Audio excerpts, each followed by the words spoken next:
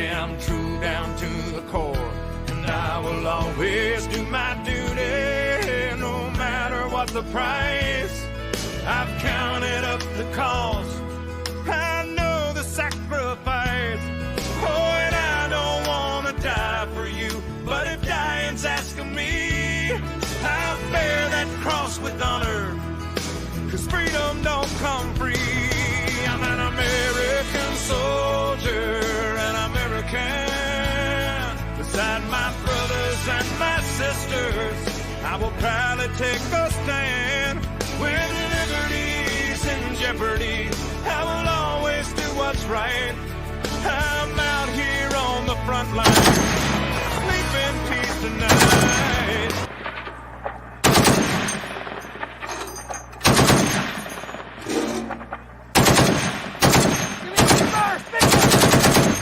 An American soldier.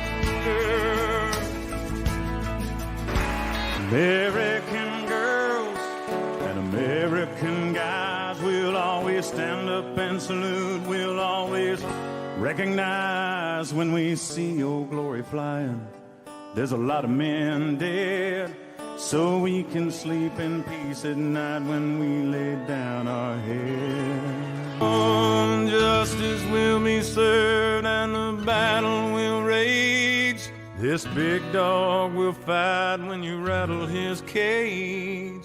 And you'll be sorry that you messed with the U.S. of A.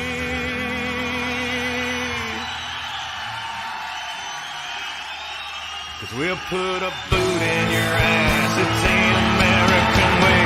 Hey, Uncle Sam, put your name at the top of his list. And the Statue of Liberty started shaking her fist. And the eagle will fly, and it's gonna be hell when you hear Mother Freedom start ringing her bell. And it'll feel like the whole wide world is raining down on you.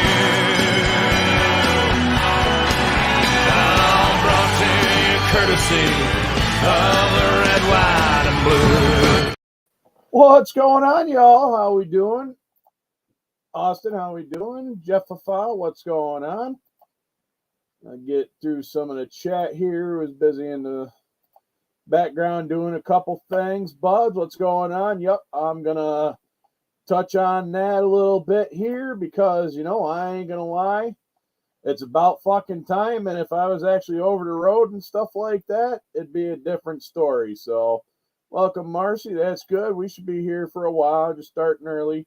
No reason, no rhyme or reason, just doing it. So, what has everybody been working on? Not a whole lot. Exactly. Well, you know, living that ever-recurring nightmare, but we're here. So, Gary, how we doing? Todd, how we doing? Welcome to the party. Everybody, hopefully everyone's doing well. So, yeah, we got a little bit going on, got some stuff done. Oh, now, of course, the sun actually goes down. I had to close the blinds here because the sun was coming down and it was blinding out. Oh, hey, what's up, Jimmy? How we doing? All right. So anyway, I guess let me start off by thanking every single one of y'all for coming here and hanging out on a Monday night. It's what we do. We talk about models and current events, and we're going to have a little bit of Eagle Rare tonight. This bottle ain't going to go. We're going to do it over the rocks. And we're just going to have our shot. Want to give a shout out to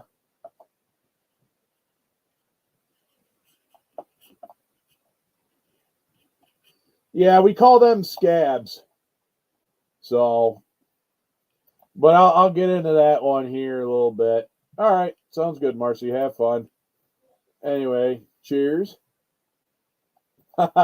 American Badass. I don't know if I'd actually say I'm a badass. I mean, I have partaken in my share of fuckery, if that counts as being badass.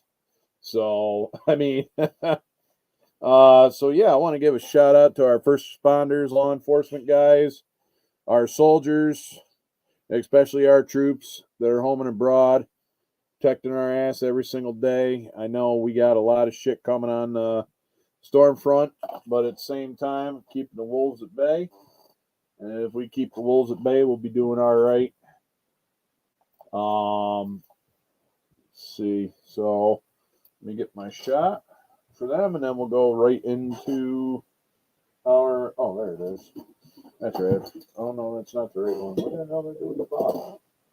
A bottle here. Hold on. Did I kind of drank it already? I mean, I was hitting it hard the other night. Do I gotta get? Oh no, that's right. Never mind. I forgot. It's buried under paint. So,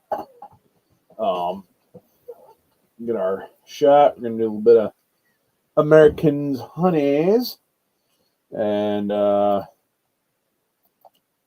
do a shot for them. Our service members, soldiers, sailors, airmen and Marines, even the coasties. Past, present, the ones who are currently serving, and the ones who will serve there, and the ones who will serve in the future. God bless. Salute.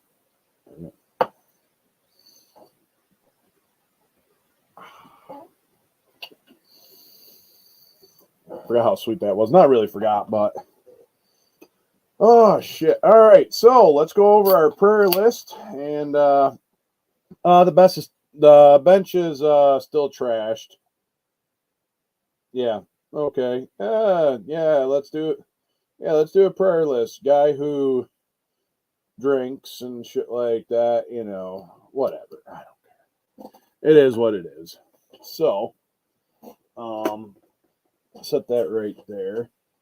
Hey Jay, what's going on? How the hell are we doing? So, I haven't heard from Senior, but I guess no news is good news. So we'll get that going here. Well, yeah, exactly. Considering I got other stuff, but I did clean it up a little bit. I had, I've only got like 2 kits on here now compared to the 5 or 6 that I had on earlier, but we'll get to that a little bit further in the stream and stuff like that, Fafa. So, anyway, so starting off, I got number 1 on the list. God damn, Jay. You know, good thing we got you on the prayer list, stuff like that, because son of a bitch. Well, at least you're doing better. You're out of the hospital, and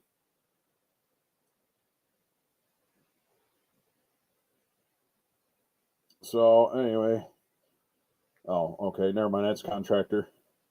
So everything will be good. Contractor will be here tomorrow morning, 8 in the morning or 8:30 in the morning. So yeah, exactly. So we'll go over to prayer list, stuff like that. Yes, exactly. Well, that's why I keep you in your prayers and stuff, because you never know. Even for the atheist, stuff like that, which I've never ran into an atheist in the foxhole, but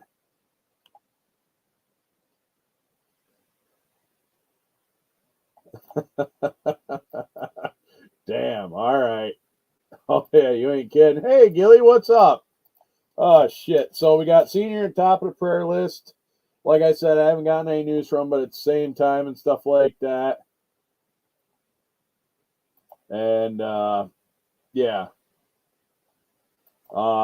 Anyway, apparently I must mess up, but we'll cover that later. So we got Zeno Blevins. I ain't heard much on him. Big Charlie with Big Charlie's Model Garage. Brian over at Got Fuels. We all know Dan over 60s Rule. His sister Susan has passed, so try to keep him and his family and stuff in your prayers. I mean, or whatever, even thoughts work if you're not into that sort of thing. I mean, there's a higher power out there, whether you choose to believe or not. I mean, to each their own, but at the same time, we all need a little bit of helpings and from that higher power. Hey, Ted, what's going on? How are you and Amanda doing tonight? Welcome to the party. Anyway, Mark and Amanda Batson, Miguel's mother-in-law. I got to reach out to him again. I sent him a couple things on Instagram. I got to check, see how everything's doing. Last we talked, it was doing all right, but it wasn't that great. So it is what it is. Boyd over at Trek Works, the Walsh family. I believe Andrew should be coming home. The Walsh family over at R&W Farmstead. They did have a slight channel name, and I can get into that too, but I'm not going to. Could always work on dropping a link for that. Gary over at GT Classic Plastic. We all know he's been having a little bit of a hard time. We know he's, homeless. He does have a PayPal. If you got it.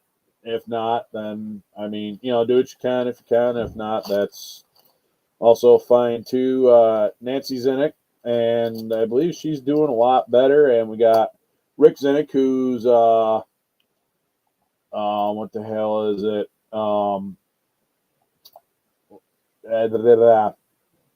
Yeah, Papa Z was there at JaxCon, so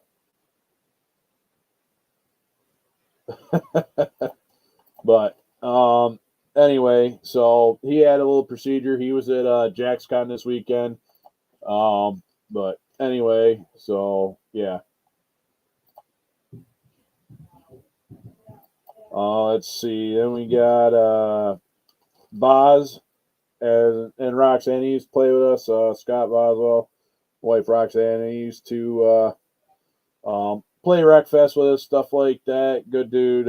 Kevin Smith and his wife. He's been, going through a lot, stuff like that. Jay, he's in the chat.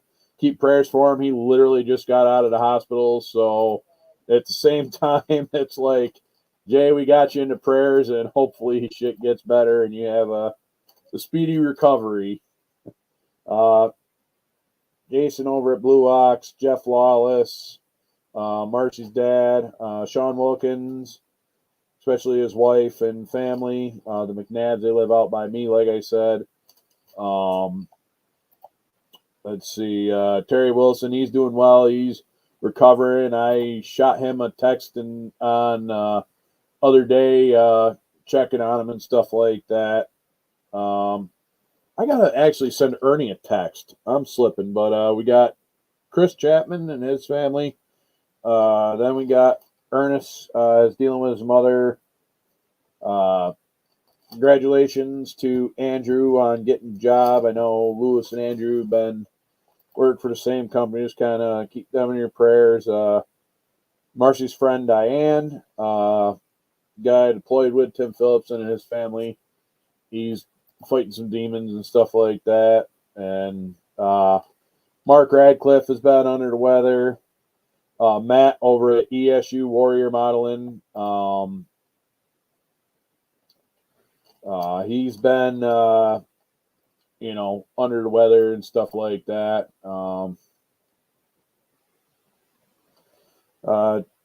Josh Rysdom's mother, I guess she's doing better, and I've got to actually reach out to Josh too. I normally reach him on Instagram. Lou Forbes, I guess he's recovering pretty good. I haven't heard much from him. CB and family, as well as Jonathan's two cousins. So, what's wrong with acting like an adult, Jeff? I mean, adulting is like no fun. So, that's why we do what we do. So, take a quick minute, say a quick prayer for those that I read off.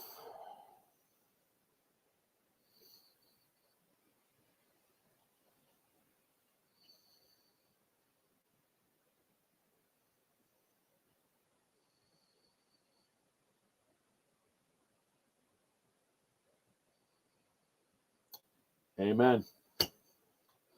All right, so let us shift gears here Even though I do have a mail call on the way, but we'll do this. Be right back.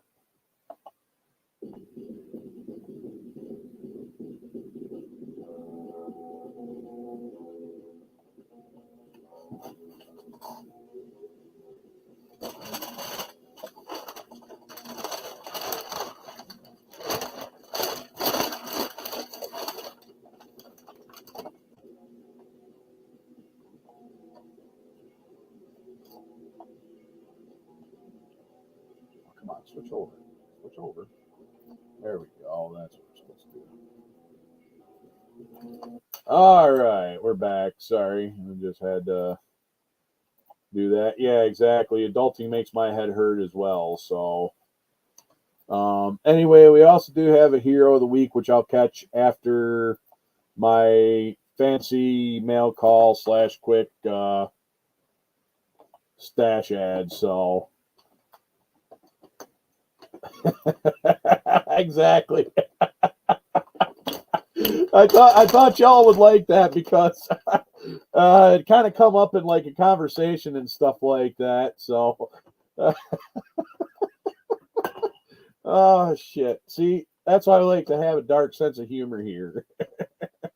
Yeah, it does. But I only got like 2 models on here: my USAC build and that. So I went to Ollie's and a couple other places. So we'll start off with our Ollie's haul.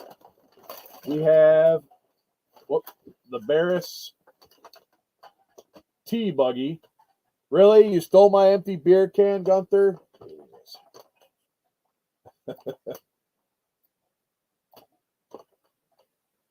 Right? So, anyway, we picked this kit up. They had the Mach 5 kit at my Ollie's, and I just didn't think the juice was worth the squeeze. But I did manage to dig around, and I found this one, so I grabbed this one. It has more parts than that, and I'll probably do something kind of different now that I'm experimenting a little bit more with the nail polish and airbrushing. So we'll get in on that. So we also, not gonna lie,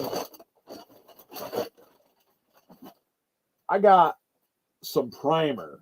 Now, this is actually high build primer by Duplicolor, and this is like a massive fucking can. This is like a 1 pound can, and it says Fleet Coating right on it, and it's got a picture of a semi truck, and it looks like an International Eagle, or at least the front end of an International. So I got primer. However, it does say high build. I'll have to try it out on like a scrap body just to make sure. So I got me like gray primer. So we'll see how well this actually holds up. I don't know if it's going to be like self-etching, and hopefully it doesn't get into that. I already ate like 2 bags of these, but I picked them up for, like cheap, because they're like Valentine's Day candy. They're peanut butter hearts by Palmer company. So I'll just throw them up there because I'll probably randomly either eat them throughout the stream. And what the hell else? So we ended up going to Family Dollar. And I went to Family Dollar so I could buy Teresa candy. Because I didn't buy her any candy on Valentine's Day. Because why am I going to pay all that money? So I went there the day after Valentine's Day when everything was 50% off. And bought her a shit ton of candy for what I would have paid. And only got half of for that. Call me Jew, call me frugal.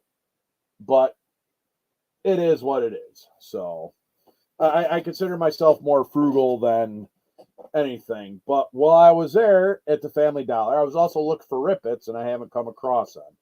But there's another reason why I was looking for Rippets, and we'll touch base on that later. So we got this color right here. It's $378. It is LA Color Craze. We also got this Jewel Tone, which you will see these two particular paints in a minute. Exactly. That's what I'm saying. I can get more bang for the buck. I also picked this up right here. This is what they call aqua crystals. It's like a top coat. This actually doesn't look too bad, and I had a spoon here somewhere that I was showing, and I decided I don't ever see this at mine. Steven, what's going on? Welcome to the party. Oh, excuse me. And then we got Rapid Dry Top Coat. So this Rapid Dry Top Coat seems like it'd be all right. Maybe I'd cut it down, thin it, and you know, when I cut it down and thin it, I can run through the airbrush. Then, what day was it? Saturday. While I was running around, hey, what is going on, Ryan? How the hell are we? Welcome to the party. So, anyway, hey, Butch, what's going on? Welcome to the party. So, anyway, I decided to stop and walk through Michael's. I had Gunther with me, which is pretty cool because everybody thought he was like the cutest thing and well-behaved for his age, but at the same time, he acts pretty good out in public. At home, he's a little bit of a dick, but we'll get into that later, so. Oh, shit. Well, that makes two of us, and you know what? Cheers for being sick and twisted and fat and sassy and all the deranged things as well. So, anyway, I picked up some of this pewter folk art. It looks halfway decent. It almost looks like a gunmetal, to be honest with you. So, I also then found two color shifts that I didn't have because remember that Humvee that I had painted, that H2 for the small scale group build? Well, we have color shift, or what they call white flash, and then we got orange flash. So I got to work on trying to see what these do as far as the color shift and what I could put onto them for a base, as far as a base color and stuff like that. So, hey, might as well. I'll let it. So, yeah, I tried that. And like I said, I haven't really tried them yet. I got to cut them down and see what it is. But I did try. Oh, there it is. We got a fancy spoon here that I had tried. I did like a two-piece. I don't know why you can actually see that. Hold on. I can actually just do this right here. Oh, no. I actually got to transition it, retard. There we go.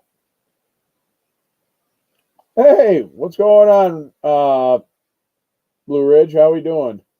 So this is some of that nail polish that was actually sprayed on a spoon. It was a 378, and it was the metalizer in the blue is what it was over Duplicolors Reflex Silver Metallic, which is the Volkswagen or the people's car. So, yeah. So that's what we kind of got, and I brushed the different nail polishes over the top of them. So now that I got that there, let me get up off to the side here and get the model. Exactly, just another manic depressant Monday.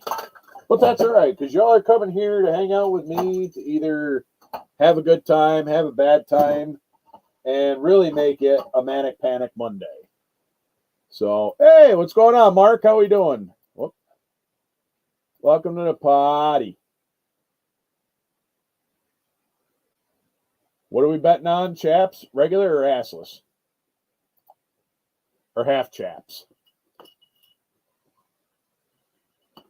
All right. All right.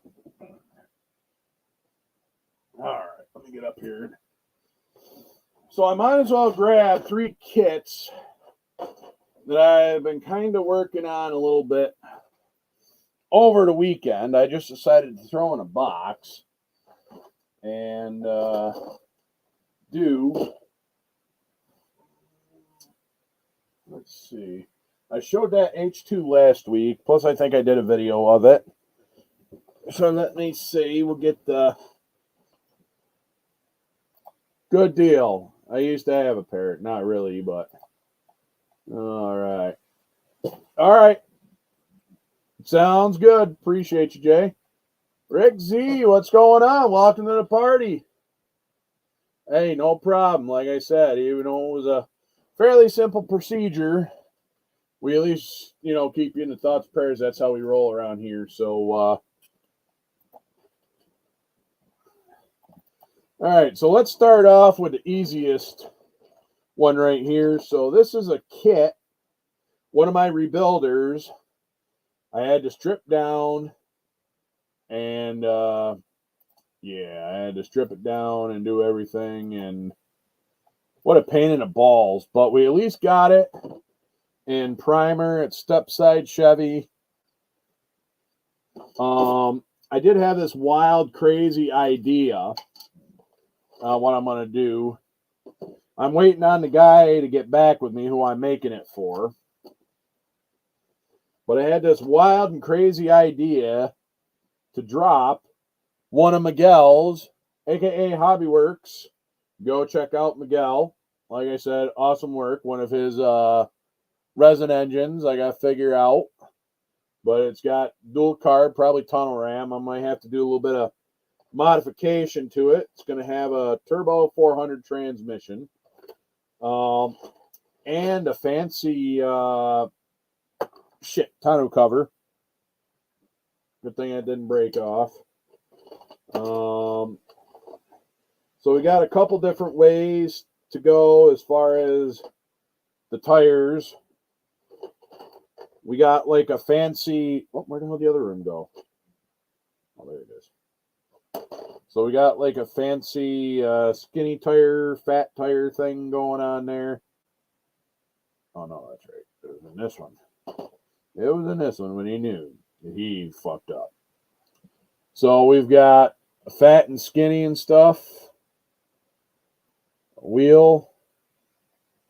We've also got a regular truck tire. We got a couple different ways and stuff like that. So, Mr. Leadhead, what is going on? Welcome to the party. How you doing?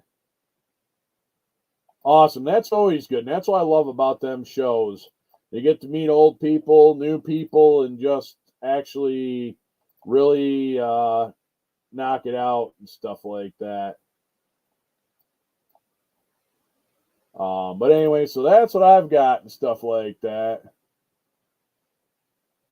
So I got that. I got to hurry up and get with the guy on that. But we've been working on stripping, painting, doing all sorts of stuff. And that's an email. Don't mind it's in a 40 Ford box because, well, that's what I had for a box. Throw that in because that was one of them rebuilders that was in a plastic bag. So now we got a 48 Ford Custom. Now this one's actually kind of nice. I literally just painted it earlier this afternoon, like right before I went. Ah, fuck! Fuck! Not a big deal.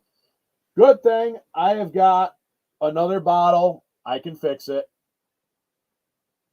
But this is what we had. I got another bottle. I can fix it. We're good. Not a big deal. I didn't mean to scream like a little bitch.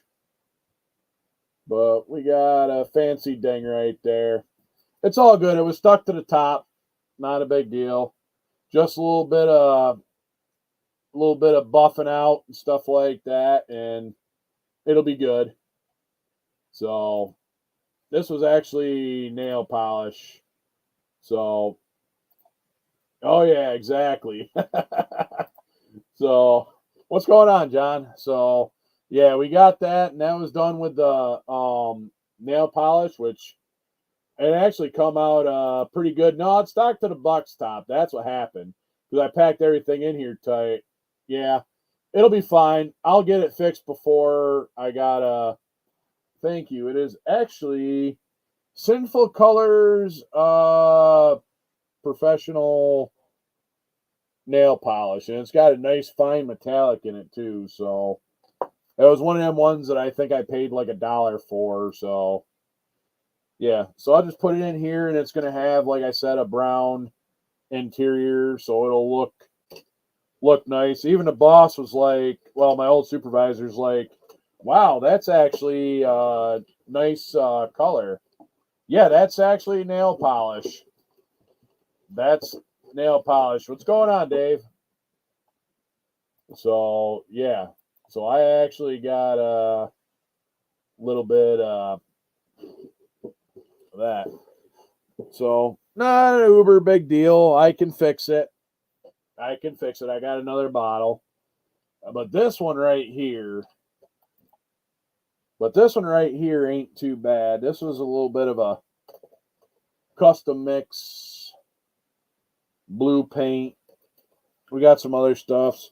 This is just a random one. This is that kit that I bought from Ollie's with no wheels.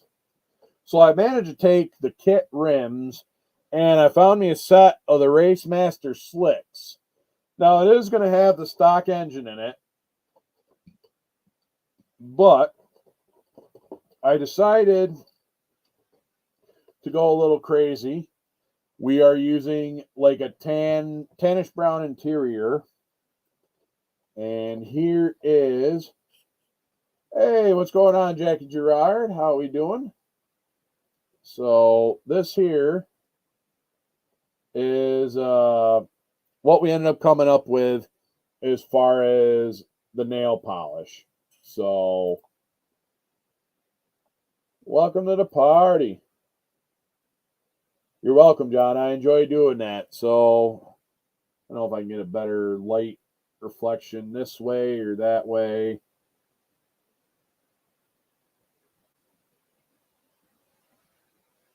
But we got a fancy metallic flake in there. So I know I didn't enter in Dan's psychedelic group build, but at the same time, I'm just going to build this as is. This has got that blue metallizer with that 378 and 447 on that with some black highlights. We sprayed the bottom too. This was actually done with airbrush, so, and nail polish. So kind of going out on a limb. It's going to have like a fancy blue axles under it to kind of offset everything. Especially with the tires, it'll have the chrome rims. So I'm going to probably have this on a table, and somebody's going to be like, hey, wait a minute. That's something that Cliff built. No, he didn't build that. Cliff don't build shiny shit like that. You're right. I normally don't. I just got to keep everybody on their toes. Like on sometimes when I don't do the fuck your feelings, everybody's like butthurt because I don't do the fuck your feelings. But if I don't do it, well, I got to keep everyone on their toes. I used the Porsche H because with the, here it is. With this,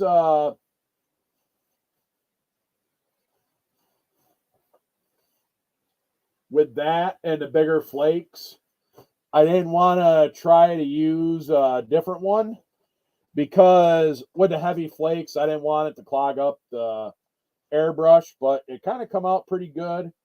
We did throw a coat of clear on it earlier yesterday, and I threw another coat of clear on it today. So yeah, no, that's what I mean. It's like because I thought the other one would get clogged too much. So we've got that. So we got that 48 Ford. We got that. I'm trying to think what the hell else I did. I've been busy a little bit. I was kind of busy over the weekend in between running around with Gunther and trying to get him trained. Hey, Rillos, what's up? So I'm not 100% sure what else, but I did find, like I said, I got projects going, shit that I don't need, shit that I don't really need to do, but we're making progress, and I really thought that those colors were actually kind of cool because with the nail polish, and nail polish is cheap, but I did say I would probably work on this particular build tonight. Hey, what's going on, Mike? How we doing? Mr. Radcliffe, how are we doing tonight? Welcome to the party. So we're probably going to work on commission builds. I was talking to my buddy Justin and stuff like that today, and kind of reminded me I really should start getting a lot of these commission builds done. So there's also another guy, Mr. Radcliffe. Welcome to the party. I don't know. Maybe we'll try this Wednesday. We'll see what happens.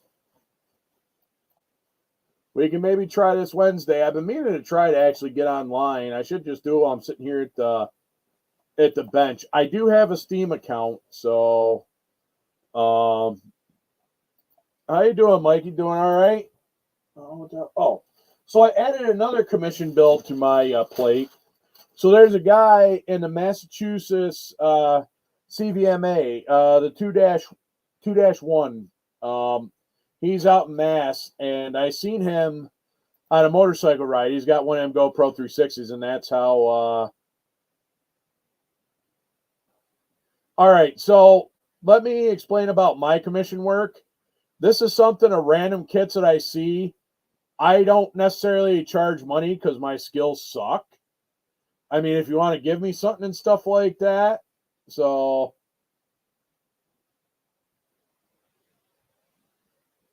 yeah, exactly. That's kind of what I was getting at, Ryan, So this one here is for a guy. He was an MP, retired as a sergeant major. The guy's retired sergeant major, was a drill sergeant in Fort Leonard Wood. Guy's name is Mike. Good shit. He's on Instagram. I don't know if he's got a YouTube or not, but I hung out with him and stuff like that, and he actually he's doing all right. Gunther's doing all right. He's still being a little bit of a shit. He took my empty beer can and destroyed it. So, but anyway, so I added 2 90s Caprices. I got most of the parts for these, but there may be a couple parts, and like I said, I just got to figure out what ones I can make one good one, and if I'm missing parts, then maybe I'll reach out to someone who's got 3D printing stuff. Hey, Jess, what's going on? Welcome to the party. Right, exactly. But either way, it's like, so when I do commission builds, it's more of like a like a pride thing, because I want the person to be happy and I want them to have like a personal connection to it. But I also don't really, I'm not out to make money. It's just one of them things. And that's why I really only build for friends and stuff like that and people that I know. Yeah, it was probably a long crawl, especially being a snail. Oh, shit. So that's kind of where I'm at with that as far as commission builds. I did, when I did that 74 CUDA for a guy I served with, Gary Owens. He enjoyed it and he shocked me. I told him it's like, I just want like just what I paid for the kit, shipping, and the decals, and it ended up being like 60 something brothers. So, or it ended up being like $62 with like shipping. He gave me $100. And I was not expecting that. But he was also so impressed with it. And it's like, you didn't have to give me that. I told you what I wanted for it. I just wanted what I got for the kit, the decals, and, you know, the paint and the shipping. That's it. I don't need anything else. But, you know, I tied it into him and stuff like that. Hey, Lee, you have a good night. Sorry I didn't get the panels up, but I'll probably do that here in a little while. And I know it's late over there. Got a 5-hour difference and stuff like that. So, but yeah, we'll definitely be in touch, Lee. Thanks for coming by and hanging out. Oh yeah, no, that's what I mean. It's like I'm not out because I know they got people out there like, oh, I need like $300-400 to build this fucking kit. Like, whatever. I mean, if you build, you know, I'm not trying to like throw anyone under the bus, but if you build like James Tester or something like that, or you know, something like that, I could see somebody paying a couple $100 for, you know, a build and shit like that you're personally doing. But just to do it for fun, I mean, that's why I just do it. But it's commission build because it doesn't really go to a group build. It's just something that I do and stuff like that. Yeah, no kidding. Exactly. I mean, that's why I don't, you know, that's why it's like, if you want me to build you something or I decide to build something, I don't ask for anything. I honestly don't. The only reason why I asked my buddy Gary for, you know, just the cost of the decals, you know, I mean, it's like specialty stuff. So, anyway, hey, what's going on, Dave? How we doing? Welcome to the party. Glad you could make it. Anyway.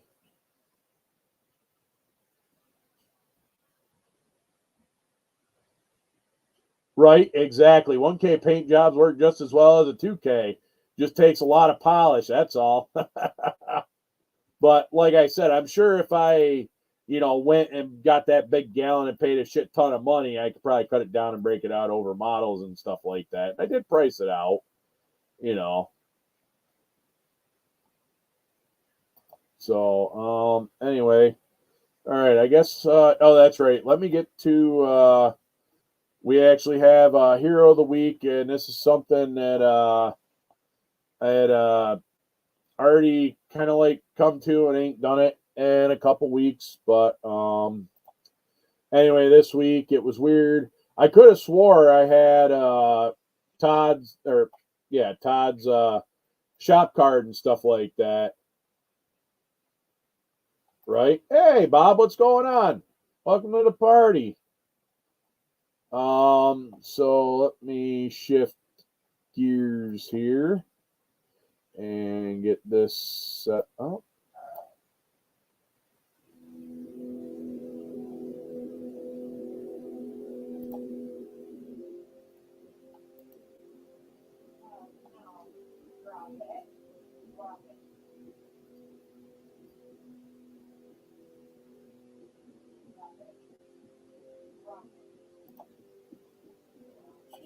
Oh, it's not working. Why is it not working? It should be.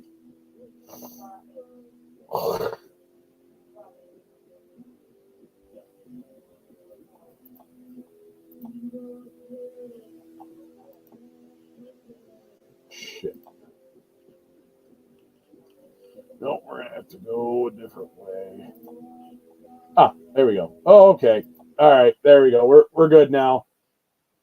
It's got a little tongue tie. Well, I wouldn't say tongue tied and stuff like that, but we're gonna do a Hero of the Week and stuff. No, that is coming up, and that's what I'm gonna talk about going on in New York City. So, all right, let me jump over here to. There we go. We'll pull that up. So, this week's Hero of the Week is Jeremy Christensen. He is from Las Vegas, Nevada.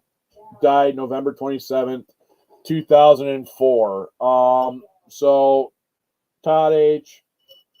over at Lugnut. This is his nephew. We were in Iraq at the same time.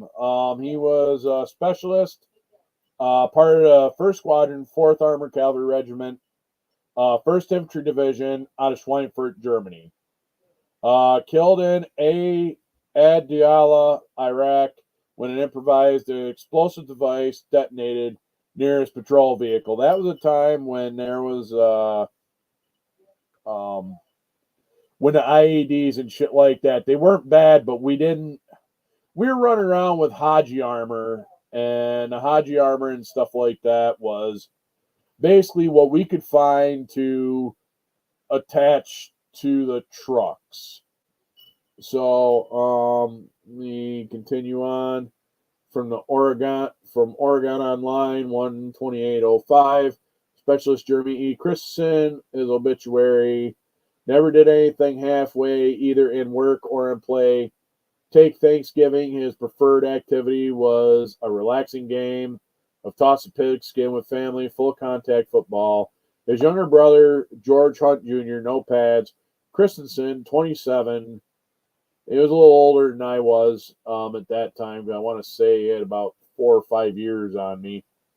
About this time, our paths may have crossed while we were in theater, because I know I have come across some of them first ID guys. We shared the same first cav battle space. I believe we had 214 cav was in their particular like kind of footprint and stuff. Anyway, of Albuquerque, New Mexico, died November 27th when his tank was destroyed by a roadside bomb during a combat patrol north of Baghdad. He was based in Schweinfurt, Germany. He grew up in the Portland area and signed up with the National Guard at age 18 and attended Mount Hood Community College. Once Christensen was a civilian again, he moved to Idaho to work as a bail bondsman and later moved to Albuquerque to serve as office manager with the company. After the September 11, 2001 attacks, Christensen decided to re-enter the military. He said, "That's too close to home. I need to go over and serve my country." Because I joined in 2000, so he had break in service by time 9/11. I joined in, back in February of 2000, did the pre-dep, and so I was already in before 9/11. That was when I started, was in 2000. Decided to really too close to home and keep you guys safe. Said Jerry Jimenez, a co-worker and a friend. He was prepared for the war. He wasn't scared. Most of us are not when we go do that. He is survived by his mother, Linda Hakes, stepfather, Rick Kademic, and his father, George Hunt. That was published. I mean, this looks like it's the same. Scrolling down here.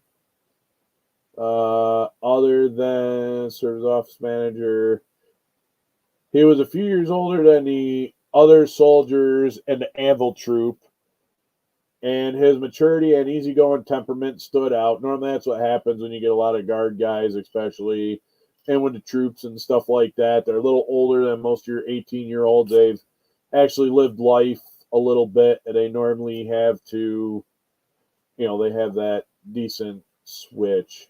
He was very easy to get along with. The training didn't prepare the men for the poor, torn up areas they patrolled, often meeting children with little to eat or drink. Jeremy was always good to the children. You could see that he generally cared and felt sorry for them, and he wanted to help. The only thing he cared more about was the safety of his fellow soldiers. And that is a true statement, because as much as you want to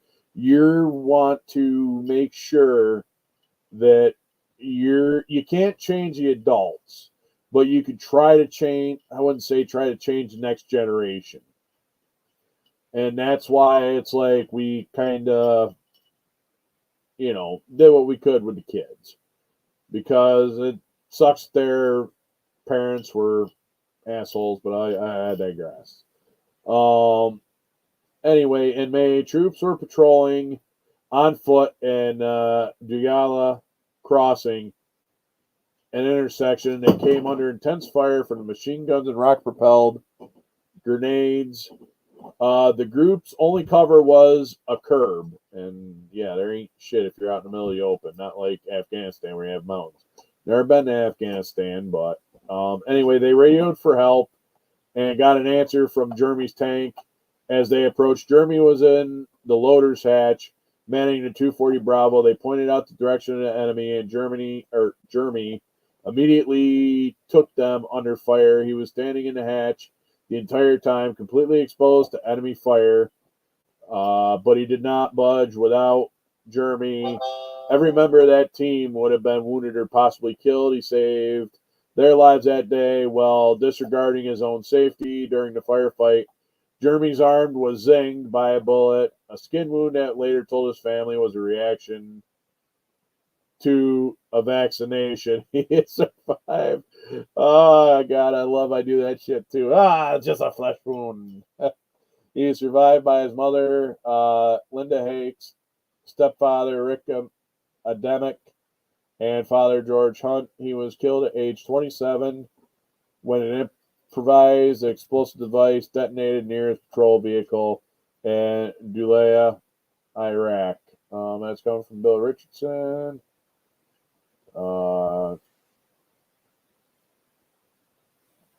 Todd Christmas and that, both serving, lost their life over the weekend.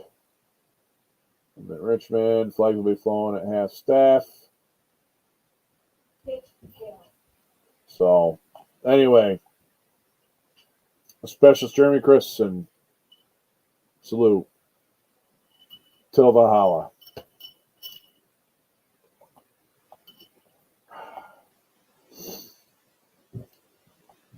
All right. Sorry I didn't really bounce back and forth because I was getting a really weird screen there. Hey, what's going on, Mike, Hugh? Sorry about that. Wow, holy shit, Jason. Hey, Richard. All right, I'm going back to your chat. Holy shit, I guess I missed quite a bit, but at the same time, hats off and stuff like that. Let's see, King Bob. Yeah, so that's right, because you're part of the 1st Armored Division there, Kev. Or I mean Ted, not Kev. Wow. I remember when they actually shut down Schweinfurt when I was over there, because we had to go down there and Jason, welcome to the party. Oh, shit. Let me get caught up here with the chat. So, salute. All right, Lee. I appreciate it. Thank you. What's going on, Mike? How we doing? We're doing inmate things and stuff like that, so that's what we do best around here.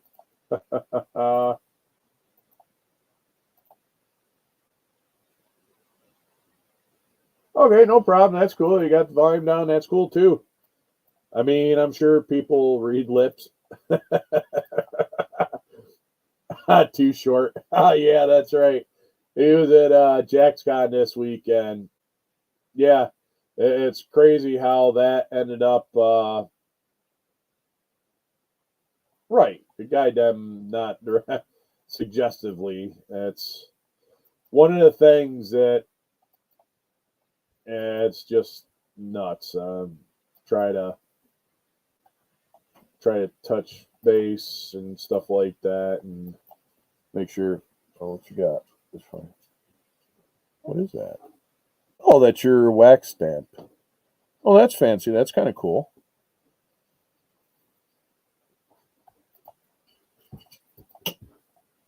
Sorry, don't mind me. I'm getting caught up on the thing. So Teresa was just showing me she got one of them wax stampers from like Temu. So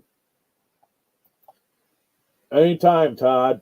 Anytime. Like I said, we were We were in Iraq at the same time, me and your nephew, and I don't know if our paths may have crossed.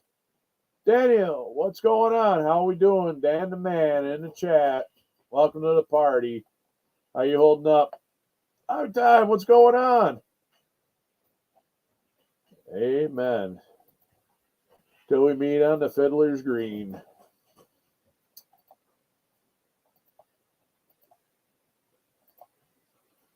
All right. I appreciate a lot of you guys over there across the pond popping in and stuff like that. So I guess apparently and stuff like that is, hey, what's going on, Taylor? Welcome to the party.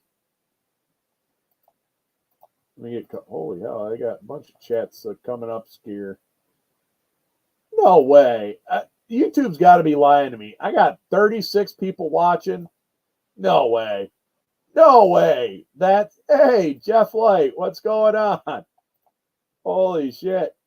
Damn, that's fucking weird. That's actually kind of cool though, but it's well, I'm going to probably be working on my buddy Justin's Big Game Country that I'm working on building for him. So that's right.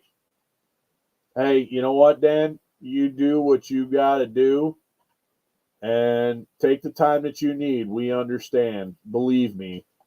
Yeah, that's what I said. Dirty. Okay. Yeah, that's what I'm saying. Like 36. Oh, that's all right. I don't care. Likes, dislikes, whatever. So I guess apparently I'm going to have to start my shit early on like a Monday night because I'm catching some of the guys across the pond as well as guys just getting out of work and stuff like that. So, yeah, I know, John. Right, John? No, thank you. What do you got, Gunther? Oh, he's got his bone. He's good. Yeah, I made sure Dan was on the prayer list, so. I know, right? Yeah, no, this is great.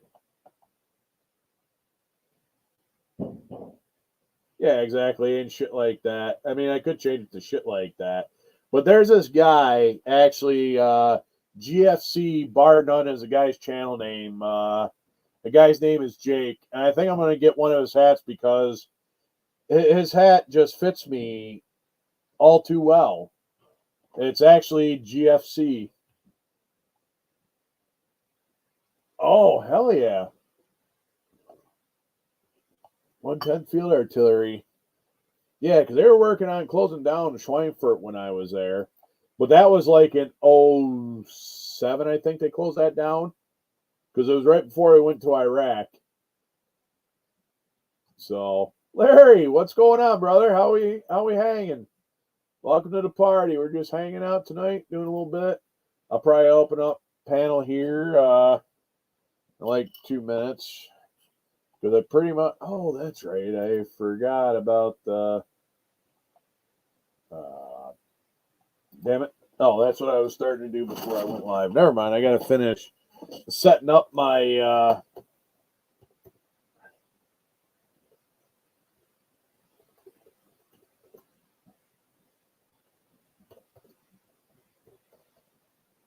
fuck my feeling. I'm in the process of that. So,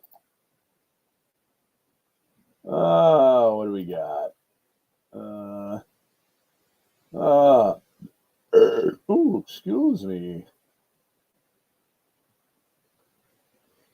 Let's see. Who do we got? Let's see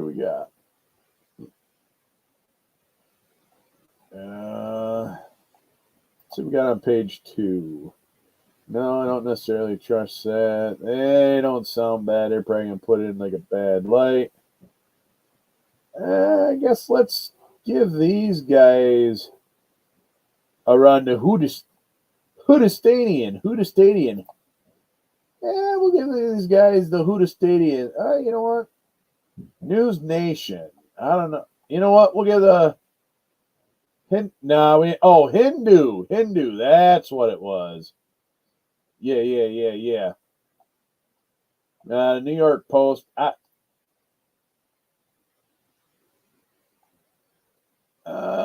Newsweek. I don't know. Fuck it. Let's figure out. You know, Newsweek. I don't think they're too right way. Let's go with News Nation. That'll be a different one and stuff like that. So let me jump back and stuff like that. And wow, okay, we got a lot of. Apparently, I'm looking stuff up because I was like half-assed doing it in the background, and oh yeah, that was like I was there from 06 to 09, so 20 years after you, I was there with the second Cav. Shit.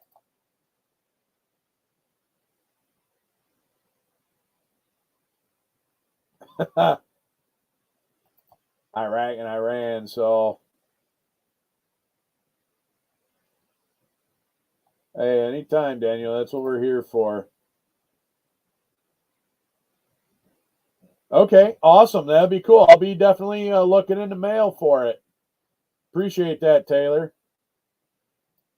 I was going to say, everybody in here should have a wrench. Yeah, definitely. Like I said, talks amongst yourselves. Do that. Drop the wrench skis. So now we're going to get to everybody's. Yeah, I know they do all suck.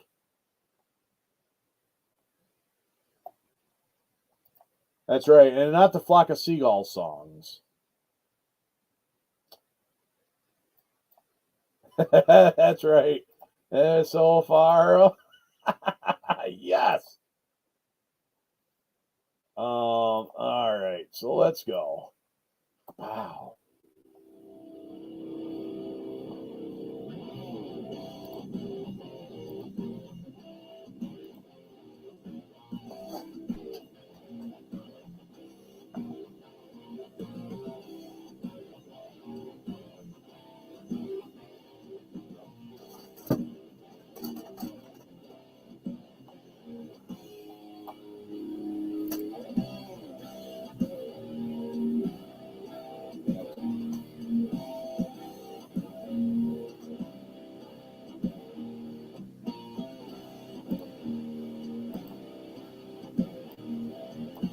All right. Welcome to everybody's favorite segment of the GI Mechanics Scale Modeling Monday Live Montage Show. The Fuck Your Feelings segment. So, the trucker boycott rally, New York City, after Trump's $355 million fraud ruling. Now, this particular article is from News Nation. I have never actually heard of these people. I do not know what outlet they are. I do not know which way they lean. They may lean to left. I'm hoping they're kind of in the middle, but I should have probably looked up from Breitbart. So, anyway, judge said Trump associates submitted blatantly false financial documents. New York AG was seeking $370 million in damages against Trump. Trump accused of exaggerating personal wealth, value of business holdings. So, really, like, we know this Letitia James, that malignant cunt of a DA, or she's an AG, AG, sorry, an AG in New York State, went out and already made it political before they even went. They said, oh yeah, we're going to get Donald Trump. We're going to get Donald Trump. They made their fucking nut on it. Like, that's what they were sole purpose, because fuck, Orange Man bad. And like I said, I think he did all right personally. Do I like everything he does? No, but at the same time, he's a lot better than the geriatric fuck that's in charge now, where all of his handlers are actually driving us off a cliff. But this actually started in the 50s with a lot of the other presidents, and I'm not going to get into that because I'm kind of focusing on this particular fucking aspect because fuck feelings, because that's what we do around here. All right, so this particular article was written by Damita Mendez. A fine Irish lass is what it sounds like to me. Editors note there has been an update in this story. Click here for more. So this was updated February 19th. I don't know. Do I dare click on the link? I mean, okay, let's click on the link, see what happens. Oh, wait, hold on. I should have probably went through to do that. Supposedly, Chicago Ray backs down on calls for truck boycott over Trump fraud ruling. All right. Trucker Chicago Ray previously posted about New York City boycott. Ray said he is not calling for a boycott, only reporting what he has heard. No, I don't care about News Nation. Boycott comes after Trump was barred from doing business in New York City. Okay, so basically him making fucking. Oh, goddamn. I should have probably read the other story first. Fuck me before doing the update. But I guess let's see what happens. Trucker Chicago Rays deleted a video calling on truckers to boycott New York City after a judge ruled former President Donald Trump could not do business there for 3 years as part of a fraud case. Posting on X, formerly known as Twitter, Ray said he deleted his first video after it went viral and caused hard feelings between himself and his grandson. Are you fucking kidding me? Holy fuck. All right, Ray claimed he hadn't been calling for a boycott himself, merely reporting what he heard other truckers saying and advising New Yorkers to be prepared, which that doesn't surprise me because, I mean, here's the thing. Truckers are out there on the road. They hear a lot of scuttlebutt of what's going on here. Like, even though they barely talk on the CB anymore, but they talk. They do. I used to, and I know there's other truckers out there that can, basically vouch for this. So, supposedly he made a second video. I'm like, why do you get, cause hard feelings between him and his grandson? Here's the thing. I mean, I almost want to say it's like, fuck the grandson's feelings, but also at the same time, it would sound almost like hypocritical to kind of, I wouldn't say target and take out your family, but it's, I don't know. I got like a weird thing. I guess it all depends on the context between that. But at the same time, he himself wasn't calling for the boycott himself. With other mega truckers who were denying loads going to New York City over the ruling, which Ray notes if the boycott lasts longer than a week, New Yorkers should begin stocking up now. He said he wasn't calling for anyone to do anything and was only passing along what he heard. In the video, Ray said truckers weren't out to hurt people, but they were standing with Trump. He claimed millions of truckers were ready to support the former president. In the ruling, Justice Arthur Egredon fined Trump $355 million, barred him from holding director or officer positions in any New York businesses for 3 years after ruling that Trump falsely inflated his worth over the years to get better loans. Who hasn't fucking done that? Anyway, Trump has called the case, along with multiple other court cases against him, election interference. Well, if you look at the timing of it, it kind of is. Oh, Next Star Media, all rights reserved. This material may not be published, broadcast, rewritten, or redistributed. Hey, guess what? Hey, Next Star Media. So I got to say about that. I digress. Not really, but, that's how I roll. So what I am actually getting from this particular thing is it was more of a warning. However, people are ready to actually boycott, and they will probably end up being replaced with scabs because when I started back and stuff like that. And let's see. Wow, holy shit. Did I miss something? Yeah, but anyway, let's see. Oprah wrenched. Where the hell? All right. Oh, where the hell? Damn it. Where the hell did the chat leave off at? Okay. So, all right. I'm just going to. Yeah, you're not wrong, but that was actually a little bit there. But I mean, it is what it is. So, but at the same time, you definitely want to make sure you're prepared.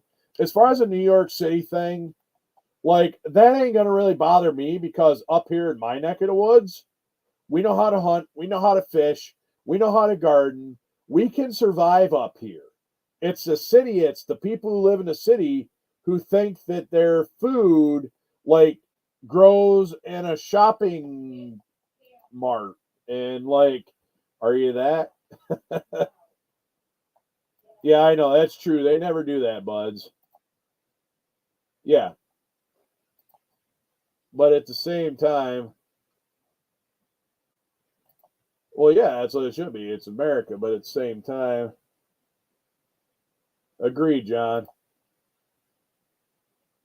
No, it's about everything else. So, all right. So apparently, oh yeah, defund New York City. And that was the other thing, the congestion tax. It kind of paid off into that, and that was what I was going to kind of get into was a congestion tax. So why would you like sit there and charge all these people a congestion tax when they already pay enough money to get into the fucking city? The reason why you're charging all these people, right? Exactly, Jeff. So, right, exactly. Yeah, no, banks don't necessarily get hurt. The government bailed them out. Oh, okay, that's cool. Welcome to the welcome, Mike. So, oh yeah, no, definitely let Mama talk. I respect that. You know, shit. Yeah, I get that. All right. Oh, Mom. Oh, okay, gotcha. Well, you could always take the boat, bud. I mean, you could always go around on the boat, come up the coast, and come in through like Pennsylvania and go around that way if you got a boat. I mean, but at the same time, it's like you're charging these truckers a stupid amount of money to run the fucking throughway. And then when you get to New York City, it's even a bigger tax. Like, why the hell? Oh, that's right, because you're hemorrhaging all these big tax paying people who basically support the fucking government, but when they're like, you're getting too fucking there, you know what? We're gonna go somewhere else. And the people who are the 1%, like all the Bonnie Fenders, they don't want to sit there and deal with that bullshit. All right, so that could be where if you hate water and stuff like that. Let's send a chopper. Send a chopper. Get to the chopper. Get to the chopper. Yeah, exactly. I mean, there's plenty of ways around and stuff like that, but at the same time, they're like sitting there and it's like the juice ain't worth the squeeze, especially here in New York. Then there was a whole another thing like, oh, we're supposedly arresting illegal aliens coming across, but yet due to New York's bail laws, they're letting the motherfuckers right back out on the street as soon as they arrest them. But they won't let ICE come in, do the paperwork on them, figure out that most of them military-age males are here to disrupt and destroy us from the inside. This has been a long plan of the elites trying to fuck us up and do the Civil War. Yeah, it's not a Tuma. It's not the Tuma. Oh, yeah, exactly. It'd be like Escape from L.A. or Escape from New York, It's just nuts. And, I'm not going to lie. I mean, I I'm ready for when shit hits the fan. Not gonna lie. I mean, I know what I've done, and I would hate to have that happen. But at the same time, it's just going to hit the fan. It's going to be me or them. And unfortunately, same rules apply as I was over in Iraq. Sorry, not sorry. Fuck around and find out. Yeah. I mean, it's just like, all I'm going to say is stay strapped, because when them rats in New York City who don't know how, if they end up actually pulling off this like trucker protest, whatever, all them rats out of New York City are going to spread out across the rest of the state. And you know what? I'm strapped. I'm not worried about it. Just saying. Just saying. So just stay strapped out there. Pay attention to your surroundings. Yeah.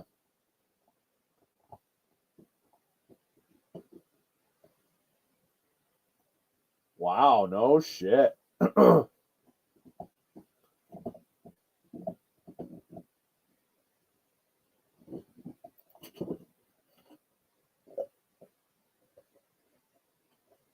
Exactly, I agree, and that's what I mean. It's like they got to be real, and that's one thing. If y'all, been hanging out with me for a while, I mean, I just know that. Yeah, I hear you there, Rasnine Harpoon, and like I've always been real, and if there's something that's actually like, and I try not to come off half cocked too much, but I always fuck,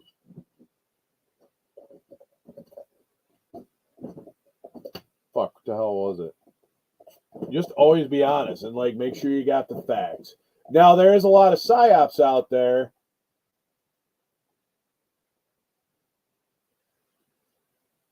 Yeah, that's true. The woke ones do stick out there.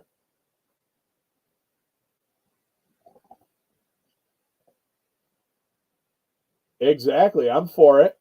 Hell, I've actually got I got a couple ideas and stuff like that for like that. I mean, Jeff Signielli hosts bigger group build. I got like 3 fucking semi trucks I've got to build. So, but yeah, I'm all for it. Yeah, those ones are the ones that do it. I mean, I don't do it as I do a lot of local stuff. I drive dump truck and shit like that. So I mean, but if I had my own truck and stuff like that, I'd probably consider it. But I don't think the boss. Well, I don't know. The boss would probably let me, but he'd also rather have the truck out there making money. But that's another story. Right. It ain't funny when the rabbit has a gun. Yeah, you ain't lying. You ain't lying. That's a big thing. Because then it's more of what I like to call even a semi-even playing field. Especially when the rabbit has the gun, but also at the same time, it's yeah.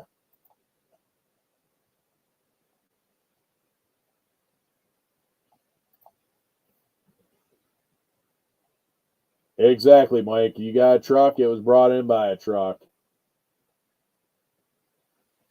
Right, exactly. I mean, well, on my license, I technically can't leave the confines of New York State because I actually not downgrade my, but I don't have a DOT med card.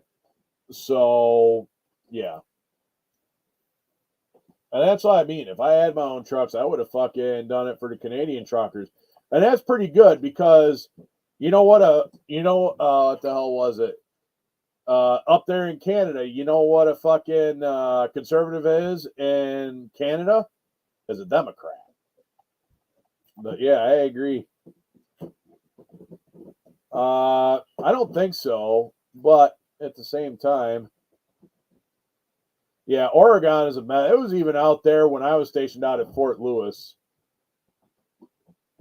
Well, a lot of mail has been getting fucked up and stuff like that. Yes, I am intrastate, so that's what I mean. I'm good at I still got my Class A, so I can drive under the confines of New York and stuff like that. So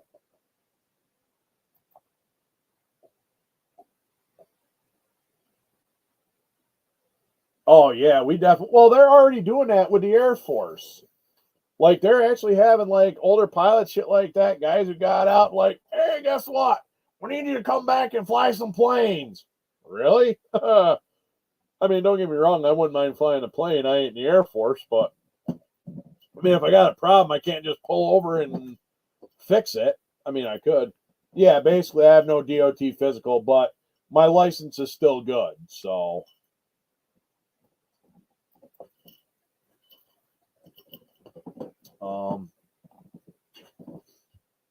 Hunter's over there chewing on his bone. So, all right. Well, I think I pretty much got most of the feelings fucked. I can try and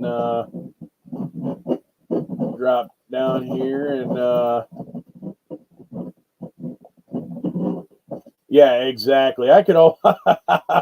That's right. Yeah, exactly. So you have interstate, so you can go across state lines, Todd. Yeah, exactly. That's why it's like, oh yeah, let's get rid of the pilots. Why not? No, hey, you gotta come back and fly. Well, fuck, why'd you get rid of me to stop with?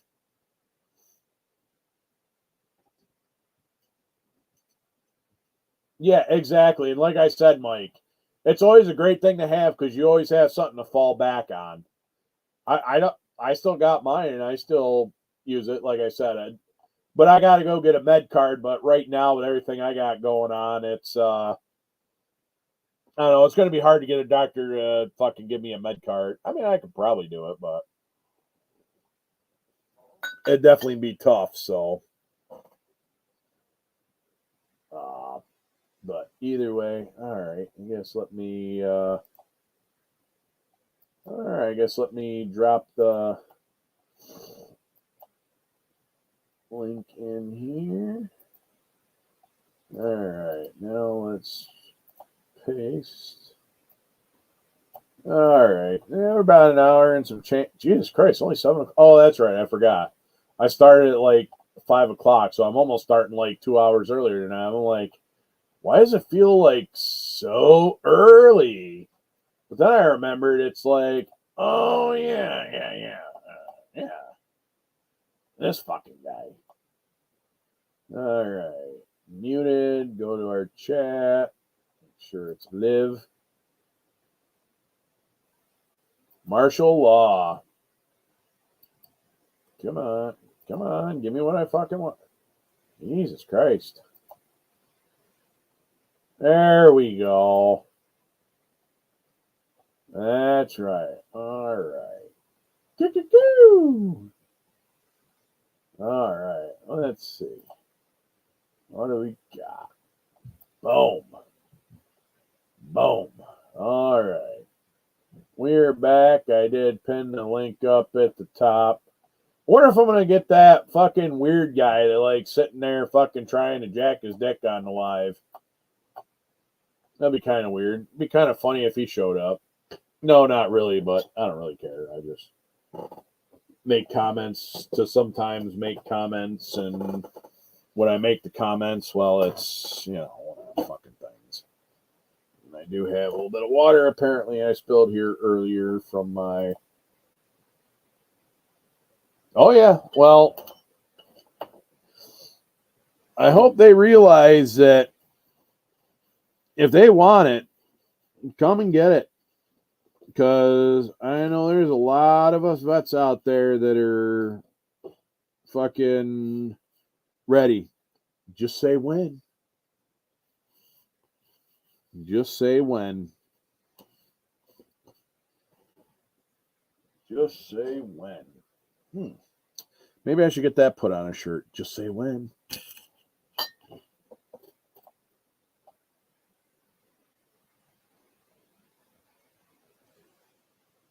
No shit.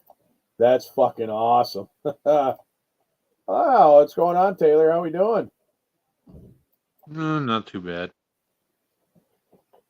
Been sitting on here for about 30 minutes or so. Oh, okay, cool. Yeah, no, I actually started early because I didn't really have a whole lot of shit going on today, and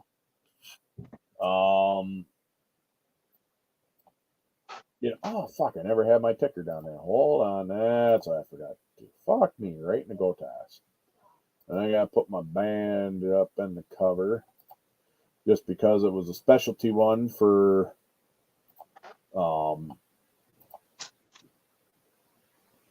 you got to run in a clear coat, huh? Oh boy. Oh boy. Well, just buff it out. It'll work. Buff it out. I know I actually used a polyurethane clear today, and I'm not going to probably touch that model or try to sand on it for like another day or two. I'll probably maybe try to polish it out on Wednesday. Try to polish it out on Wednesday. Oh, yeah. February break, too, so. That's right. Sand it out.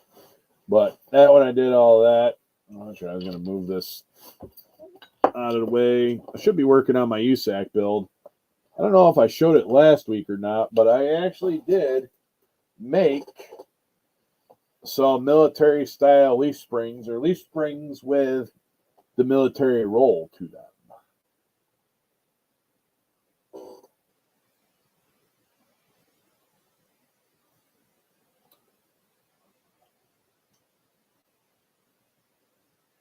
I'll probably do a little bit of tap and stuff like that. So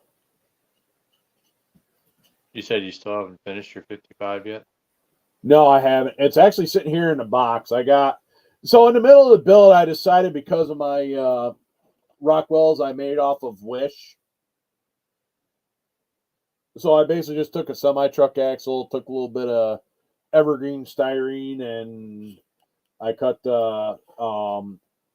okay, well, 3 days might work. I know I just want that shit to good, especially if it's a poly one. It's actually a Varathane poly, like floor finish or floor polish. But yeah, I just took semi-truck axle, cut the splitter off the end because it was in a parts box. And then I basically turned it 90 degrees. And then I'm going to do super singles on it. So we got the super singles. And I got the super singles. Well, they'll fit on the axle. For mine, I put the street tires from the 67 Chevelle on mine. Ooh. But I did it as like a 70s hot rod type thing. Oh, all right. They're on wheels that don't have back spacing. Gotcha. Yeah, the problem is with this is I was like sitting there, how the hell am I going to get the back spacing kind of right? And I'm like, wait a minute, just turn the fucking drum inside out and use it to attach it that way. I'm like, fuck yeah, that'll work. Well, what I ended up doing was that my wheel backs were like too long for like the ones that originally came with the truck. Oh, so you had to chop it down? So I ended up using the wheel backs from that ranch. Hey, Dave, appreciate it. Thanks for coming and hanging out. Hey, what's going on, TW? How's everything going? Welcome to the party. Had a lot of smaller shit. Of course. Had a smaller little lip on it, so I could be able to. Okay. Well, at least you had that lip. Be able to tuck it in without having to tub it. Right. That's actually a plus. You didn't have to. You're able to tuck them without tubbing. Yeah. That makes it. Gunther, you son of a bitch. He just got into my little trash bag I started because I was cleaning up around my desk, and of course he got in the trash bag and took out a big bag of fucking screw. Yeah. Oh, come on, Lee. Yeah. I don't allow my animals. Aminals. Dirty aminals. I've got a gate up on my doorway. I like dogs, but as a model builder, I'll kill a cat if it ever comes in the house again. If you have models on shelves that aren't behind glass cases or whatever, cats can die for all I care. Well, I've got one of those tall dog gates that's got like a door opening in it. Mm-hmm. So, plus my cat, I've had this gate up ever since my cat was a kitten, so like it doesn't even dawn on him to jump over it. Well, that's good.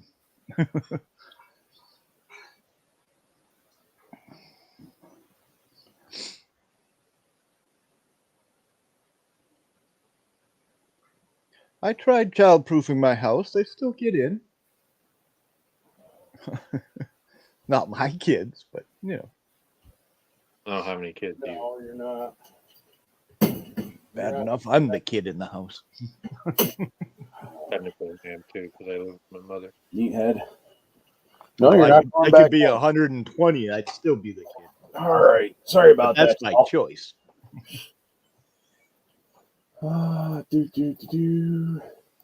Apology not accepted. I know it is my fault. I just I didn't tie up the bag, but he shouldn't have been in the trash bag anyway. I got enough to fill up the big bag, but that's all I had was a big bag. So we can sit outside with the baby gate and stuff like that. Hey, welcome back, Mark.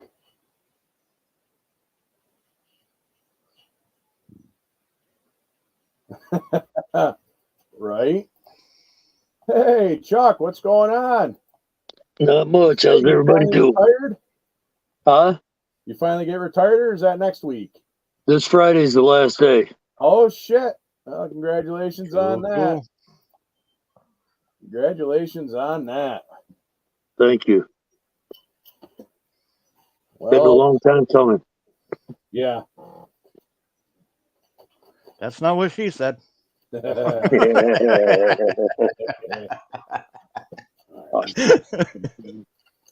Now, I put my super singles. Oh, that's right. I threw them over. Give me a minute here. I'll be right back. All right.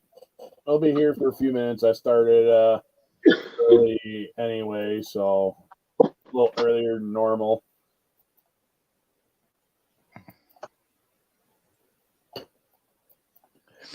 Which is weird. And I think that's maybe why, because I started a little earlier. I got people from like across the pond. I got people stateside. I just got. Still shows 32 watching. Yeah, I know. I'm like, not gonna lie, I'm actually fairly impressed. I don't think I've actually ever had numbers that high. Or maybe the algorithm felt sorry for me, and they're like, hey, let's make this guy kind of feel good and stuff like that. But you know. Which, like I said, well, maybe we were all fucked feeling deprived and needed it. That could be it too. Yeah. Yeah, because actually, I didn't do a fuck your feelings last week. I just kind of did that. You fucked them good by not fucking them. Right, exactly. I took the algorithm off. They're like, oh my God, what'd he do? Well, I appreciate that. Oh, hell yeah. Turn into. I like that, Mark. That sounds awesome. Like, that's going to be fucking sweet when you get done with it. All right, so let me throw them in there. I think I got one more kicking around. I just finished a build last night that I got to take some pictures and do a video of to post up here shortly. Hey, Kevin Smith, what's going on?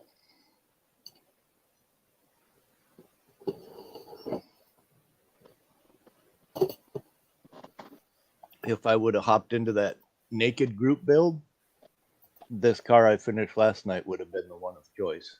Oh, well, I got the Monogram 69 Z28 Camaro I'm doing for the naked, but I'm also just thinking of what I can do to it, because I should finish it up. I know that was for the naked group build, but it's actually sitting here. But I decided, since I talked to my buddy Justin and stuff like that this morning for a while, I'm like, I haven't worked on his truck in a while, and, it's a commission build. I mean, like I explained earlier, how I do my commission builds. Like, I got another commission build for Feed Our Vets that I got to do, which I'm doing that 77 Ford van. So that 77 Ford van I got for Christmas 2 years ago that I was going to make a Chester to Molester van. You know, it says like free Wi-Fi, free puppies, something. Why is it always Chester? Can it be Hester? Could be. I don't know. It just rhymes. It just rhymes with molester. Lester the molester. Yep, Chester the Molester. It just kind of rhymes. So I figured, I'm like, great, a van with no windows. It says free candy on the side or free puppy pets or something. So Free models. yeah, free model. Yeah, I could actually do that, and probably get more victims than Candy will. exactly. Every time I think of Lester, I think of he's like some hacker guy. Right.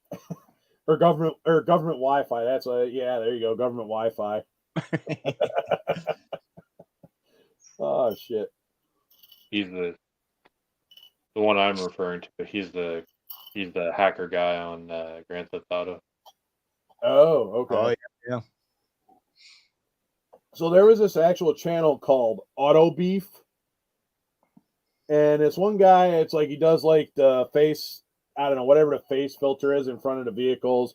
And he's like talking shit and stuff like that about different vehicles with all their like problems, that and the other thing. And then there's one, it's got like this white Ford van with like no windows in it. And I'm trying to remember what the hell the like, and he's got a thing for the Dodge Hellcat. And yeah, it's like kind of hilarious, but it's Didn't you show one of them episodes or something? yes, like that, I did. I showed the ago? episode. It was the Christmas one. Okay, yeah, I thought so. Yeah, that's what it was. And it was like, I'm like, I got that van. I'm like, oh my God, I found the perfect, thing to do with that Coke van. I mean, it kind of fits, so. But yeah, so. But I decided to actually take it a different route because now I can't remember his last name. I know I got it on a business card, which is sitting out on the counter, and I'm not going to be lazy and walk out and get it. But there's a guy, Richard, who is director of the Feed Our Vets organization. They're out toward Utica way. And I want to say they even got another one down in New York Mills. I think it may be expanding out to up by Fort Drum. So their purpose is Feed Our Vets. I want to say it's a national organization. Basically, it's like where they have like a pantry where you kind of come in, vets and their families come in and can get products that they can like sustain and stuff like that. Oh, that's right. I gotta do clean. Coughing fits suck, don't they, Chuck? Yeah, they do. I've Doing been better having than I was, though. that myself for about a month or two. Take it easy. You're just retiring Friday. Right? You want to make it to the end, just to... They're trying to take me out before they took and put me out. Right. Been going through bags of Hall's cough drops. Oh yeah.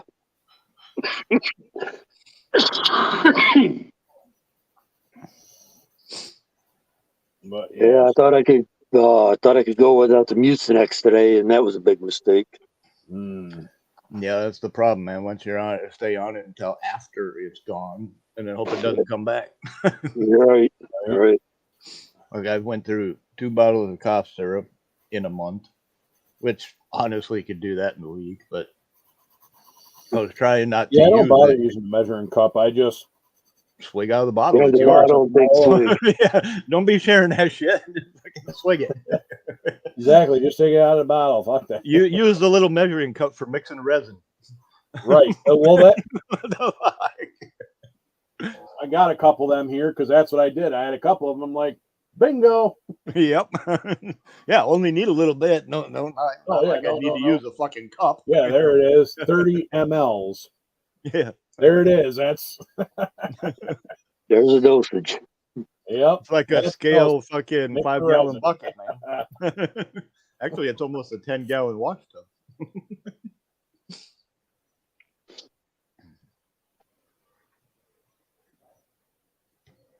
Oh, okay.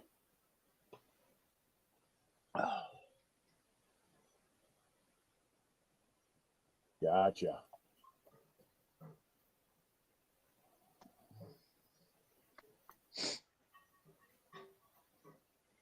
There you go, Cliff.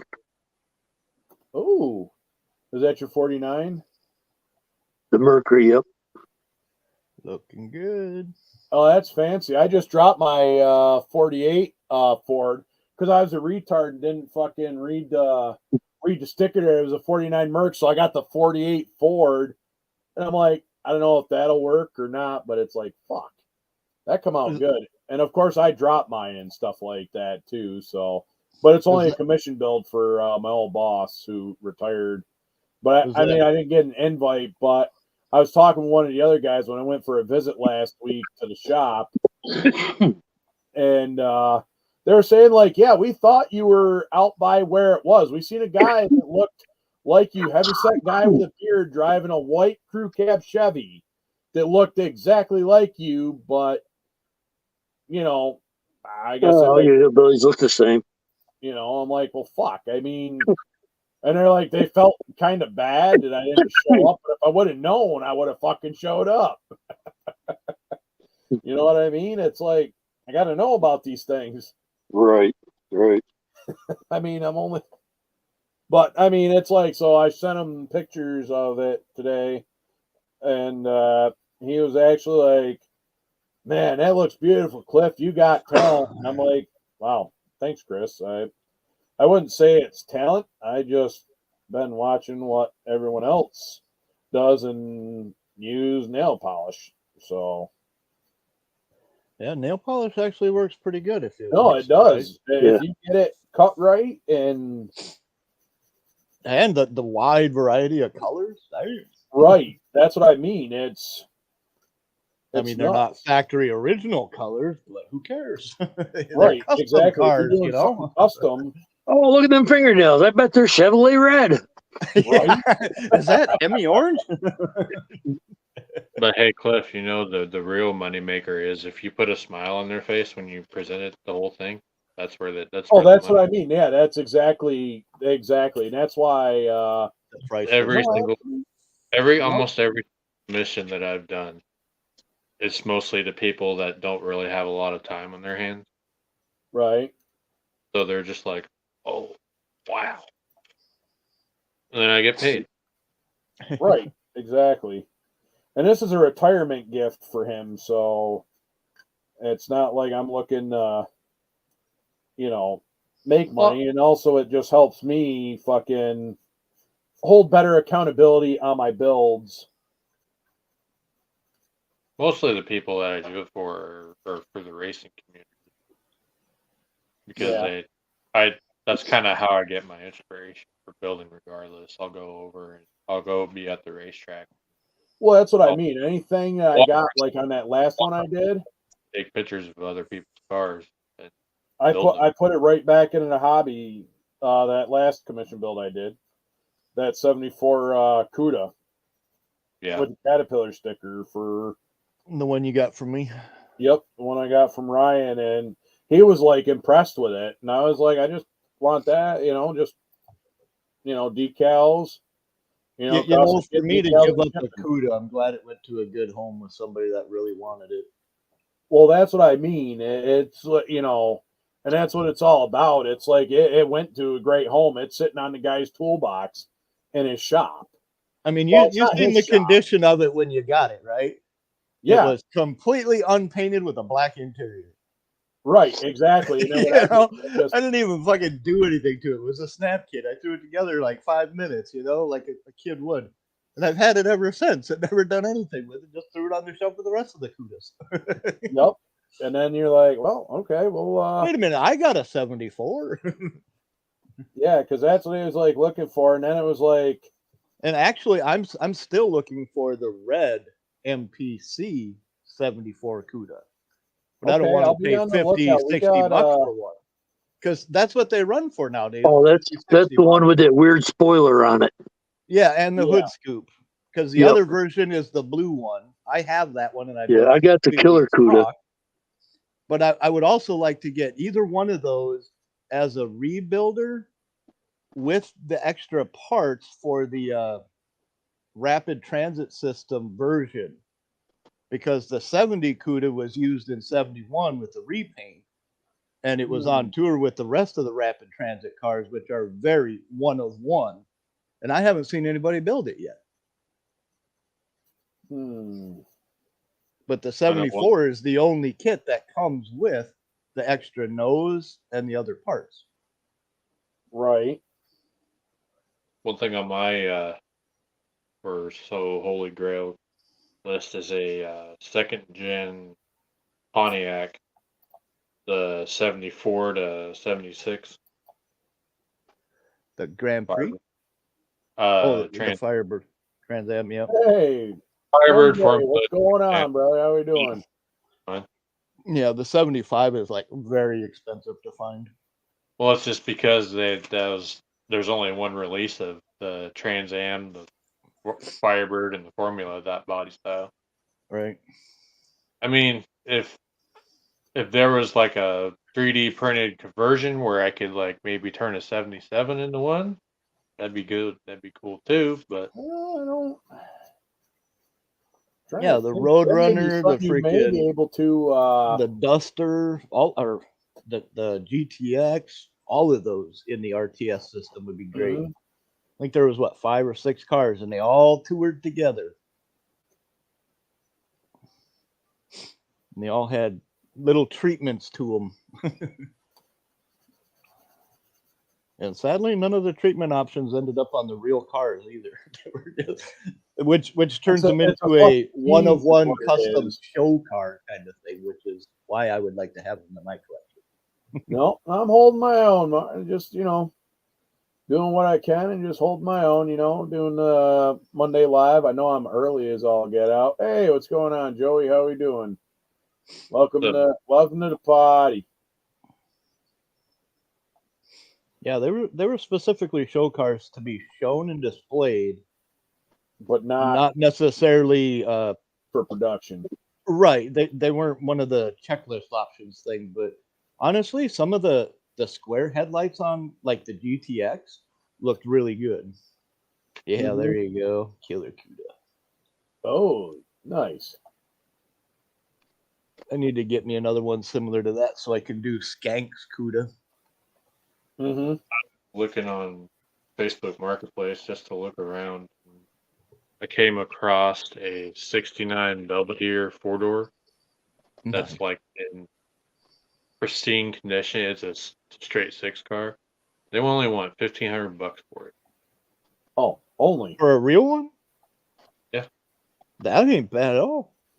Yeah, the body is real and everything. It's just a base model 4-door.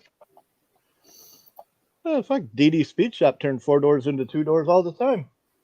I think he's got 2 or 3 fucking Tri-5 Chevys that he turned into 2 doors. I mean, you're only cutting up a 4-door. What's the harm, right? Right. Buy 2 new 2-door skins and away you go. Oh, wow. You got it looks like resin wheels. Yep. Nice. There's a guy, flats. There's a Dragon Drive guy that lives here where I live. He took a 61 Tempest wagon Pontiac. Nice. But then he put a 2-door GTO conversion on it. Nice. And to top it off, it's draped over an 04 chassis, and it's got the LS in it, the wiring harness. It's also got the front half of the 2004 interior. Pretty nice. See, kids, this is why you don't shy away from customize, true, fabricate, or modify. More fun. Those 3 words will get you very far in the hobby and in life. Make it work. Just like I see too many people that think, "Oh, I got to buy the actual thing." No, you can just fucking make work with what you got, and believe me, it'll do just as good. I got big plans for my old truck.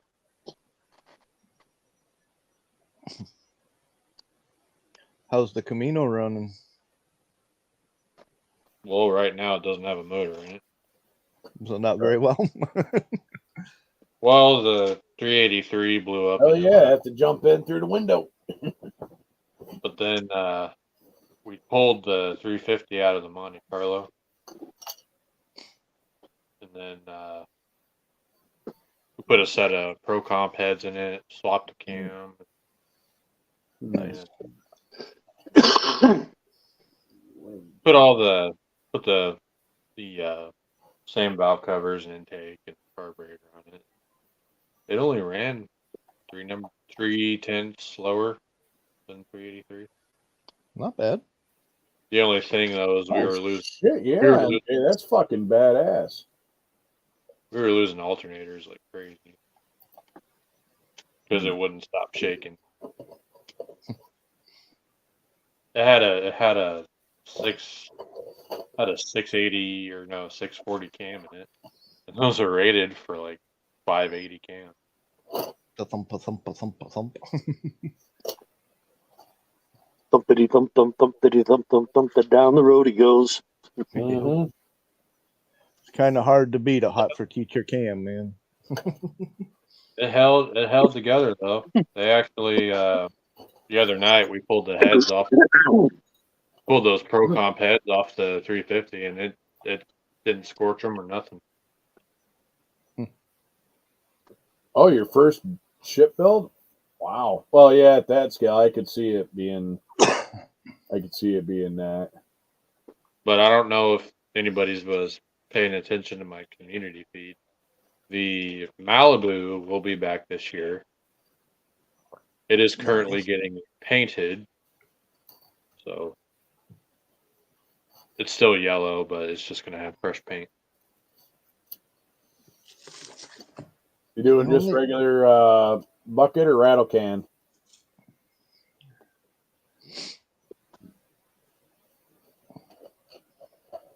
Were you referring to me or were somebody? Yeah, you said you were going to paint it, and I was like, "Are you doing rattle Oh can?" no, it's. I'm talking about the. It's actually Michael. He works for LKQ in Kansas City, Okay. and they hooked him up with their water-based paint.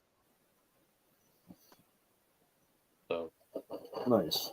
it was kind of like a grant, I guess, because like I guess his boss or whatever is going to hook him up like once a year with anything that he needs paint related. So he basically hooked him up with the entire paint job for the Malibu. Nice. That's always nice. Get a helping hand. Yeah.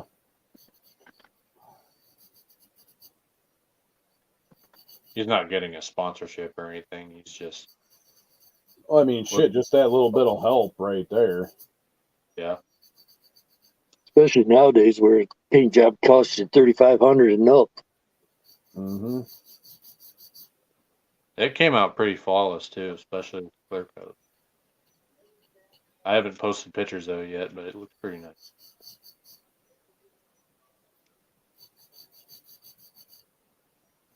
But I haven't been over at the shop much this winter. Just because. I think if you ask Jess from Snail, however you want to put it, having her as a sponsor on a super fast drag car, that'd be kind of oxymoronish on the drag track, right? Little intimidating coming up to the line against a snail. And then all you see is taillights.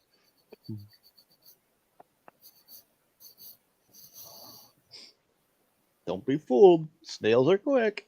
Mm-hmm.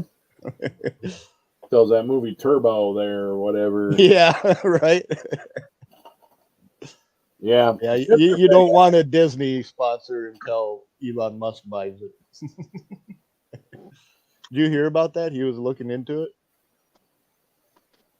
Looking into what, a Disney sponsor? No, Elon Musk was thinking about buying Disney. Oh, yeah, I remember because he told Disney to go fuck themselves. Like, in the words of Elon Musk, go fuck yourself. Yeah, and when Elon gets a grudge against a company like that, his first and only best option is to just buy the company and fire the idiot. Right. You know, I got enough money to waste. I got to pay for taxes somehow. So the more expenses I have, the less I have to pay. So yeah, I like what he did to Twitter. Yeah, or Twitter. It's like, hey, y'all want to do it? Okay. Hey, you know what? I mean, I'm not on Twitter, but apparently somebody's writing books under my name or something like that over somewhere. It wouldn't surprise me that he's trying to buy anything and everything because his whole EV line's about to blow up, literally. Yeah, big time. I mean, I understand it's not a bad thing to have as an option, but to push it into the only option, yeah, no, that's not gonna fly. I mean, if they stretched it out instead of by 2025, making it by 2045, and actually focused on the infrastructure. Yeah, no shit, right? I mean, maybe. Maybe. You know those new cyber trucks? They're already starting to rust sitting in the fairy into the fairy tale. That's fucking hilarious. Brand new trucks already rusting. While my car has been sitting outside for the last 4 years, never moved an inch, and barely got any more rust on it. Well, that's good.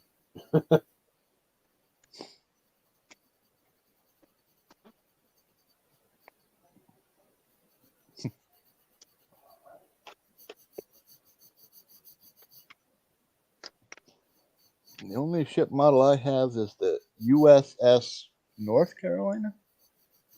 I think North Carolina. Mom got it from a Auxiliary Legion garage sale thing. Somebody had brought it and donated it, so she brought it to me. I'm like, throw it in the collection. I'm not a military guy. I've built a few planes and helicopters and some other shit, but I'm a car guy. It don't have wheels, so I'm not that interested in it. You know, I actually thought, like, if I ever... I do have a plane, but it's just like a small little dinky thing. But, by 1/72nd scale? Thought something like that. I don't know. I won it in a raffle over at my last model car show back in November. I actually started building models. Well, not started, but within my first 3 years of building, when I went to a counselor all the time, he had little Lindbergh airplanes on the shelf. And for the hour session that I was sitting there, I was able to work on a model. Hell yeah, that's a fucking good way to pass the time. Fuck yeah, you're going to sit there and BS with a fucking idiot whose only job is to shut up and listen, not tell you how to do anything? And he gives you Lindbergh model kits to build. Anyway, as I was saying, like, it actually dawned on me, like, you know, I've never actually built... What the shit? I thought, where the hell would I put it? Then I was just like, wait, it's a plane. I can just hang it from the no shit. So you actually got a relationship. That's pretty good tribute there, Mark.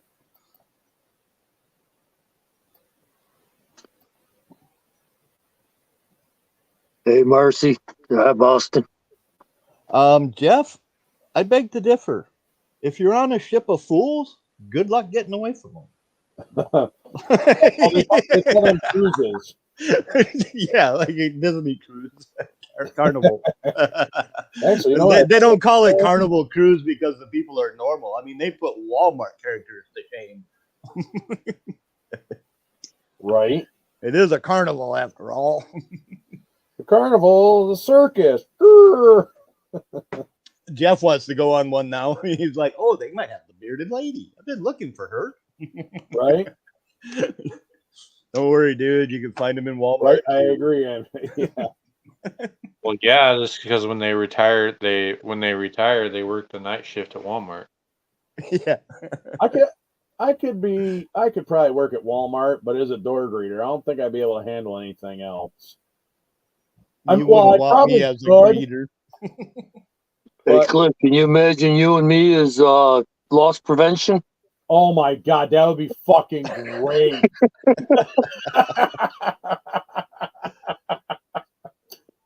Right, Marcy? Exactly. Yeah, just throw them overboard. Oh my God. I can see that. Oh my God. Old days. Take them to the roof. We'll throw them off. Yep. Hey, look, a mermaid. Go get it. Mhm.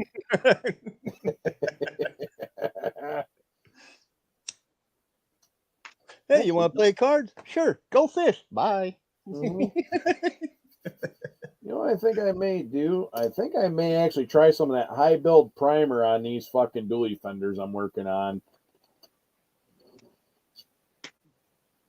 Well, yeah, normally they are part of loss prevention because they got to walk around, and you wouldn't think the little old guy there or gal is like, oh, loss prevent. No, you wouldn't think about it until he's got you like pinned on the ground, beating your ass for being stupid. I would probably get fired from Walmart just trying. That's what I mean, just on that merit alone. I would get fired for purposely trying to scare people. All right, Jeff, playing with your dinghy. You and you alone. Playing on ship. That's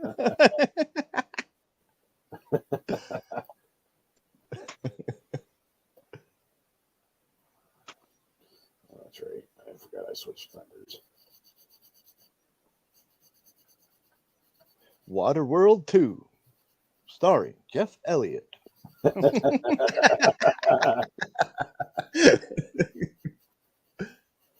you just imagine diving down? Could you just imagine diving down 200 feet and the most treasured thing you find is a freaking Hobby Lobby, and you go in and grab all the models to bring back to shore? Oh man, you've been holding out, you son of a bitch. Right? Yeah, I built this whole ship out of styrene and it floats. Welcome back, Jess.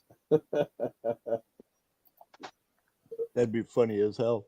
A styrene ship would probably float. Oh, store detective. So I'd have to be a store detective. Wow. Yeah, I want to kick some ass. Yeah, I was gonna say just because, and it's like, you just got knocked the fuck out. Private security. That old man knocked your ass out there at Walmart. Oh, must be you just noticed the ticker at the bottom, Mike.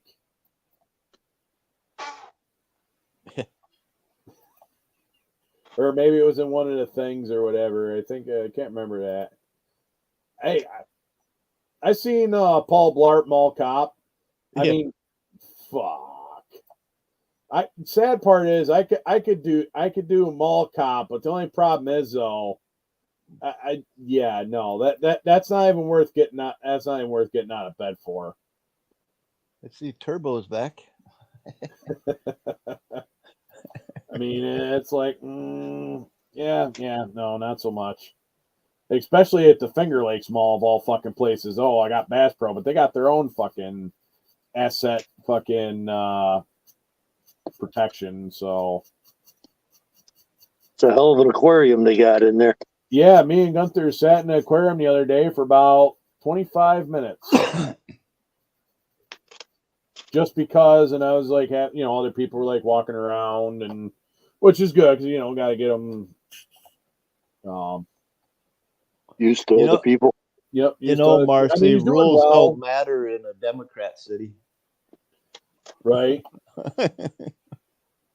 Oh, that's all right. Rules don't matter to the criminal, but to the law-abiding citizen, if you take and slightly go over the law, then you're in trouble. Up, Gary, how's it? Keep the rubber side down, shiny side up. How are we doing tonight? It's a good thing I got a record. I fall in that. Oh, you get off free. Hey, Cliff, you know the perks of being all cop? You get a free Segway. Oh, no shit. Yeah, Paul Blart. Yeah, that's what I was thinking of. Yeah, get a free Segway. Well, not at our mall.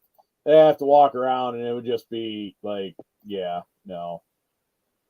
Beautiful. Well, happy birthday if I read that right there. Yeah, somebody's another year Yep. older anyway. King Bob. Welcome to the party, Bob. Hey guys, how's everybody going?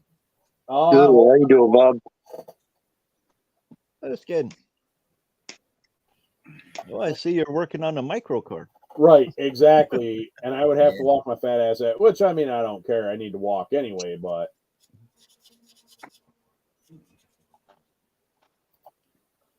See, I'm not a fan of heights either, Jess. But at the same time, it's actually getting up to that height and down from that height. It's the in between. Once I'm on there solid, it's a little different.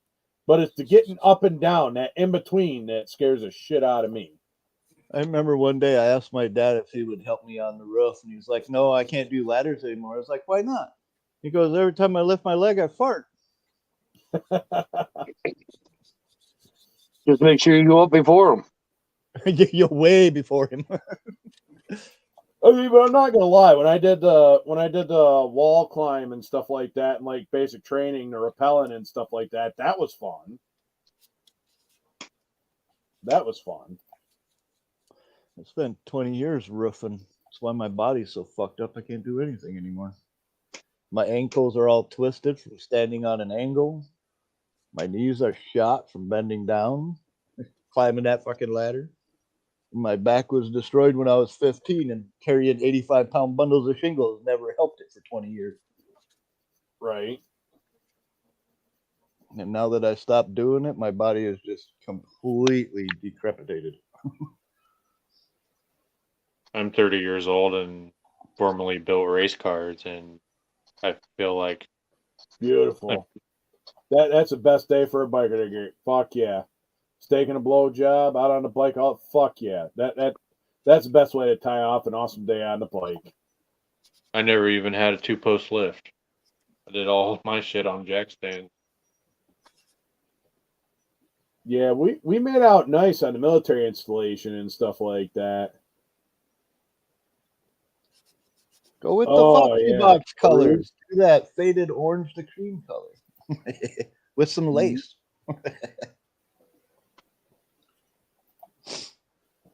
But Just be sure that the carpet is single color and easy to find dropped parts. mm-hmm. Or hard floor. Yeah, like wood.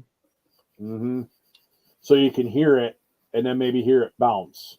Well, the hard part about wood floors, because we have them, when they bounce further. Normally, if it's on carpet, it's within a 5-foot circle, roughly, usually in the cup of your pant leg or your shoe. Yeah, no, that's true. I've actually found parts in there myself. So if I don't have a rug underneath me and I drop parts, they can end up way the hell over there under my bed or down the hallway, or who fucking knows, man. I actually have a picture of the carpet monster. oh shit. Yeah. Have you ever seen it? I'm trying to remember if you showed it or not. Oh, wait. Let me dig it up first before I share the screen. Yeah, no, not this guy. I wouldn't be dancing up there. My luck, I'd fucking step wrong and end up through the fucking roof. All right, there he is. Oh, come on. Present screen.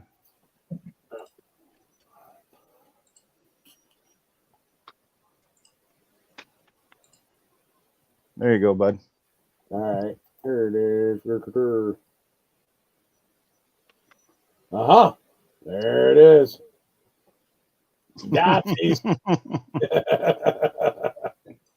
The dreaded carpet monster at that. That's awesome. Yeah. That's awesome.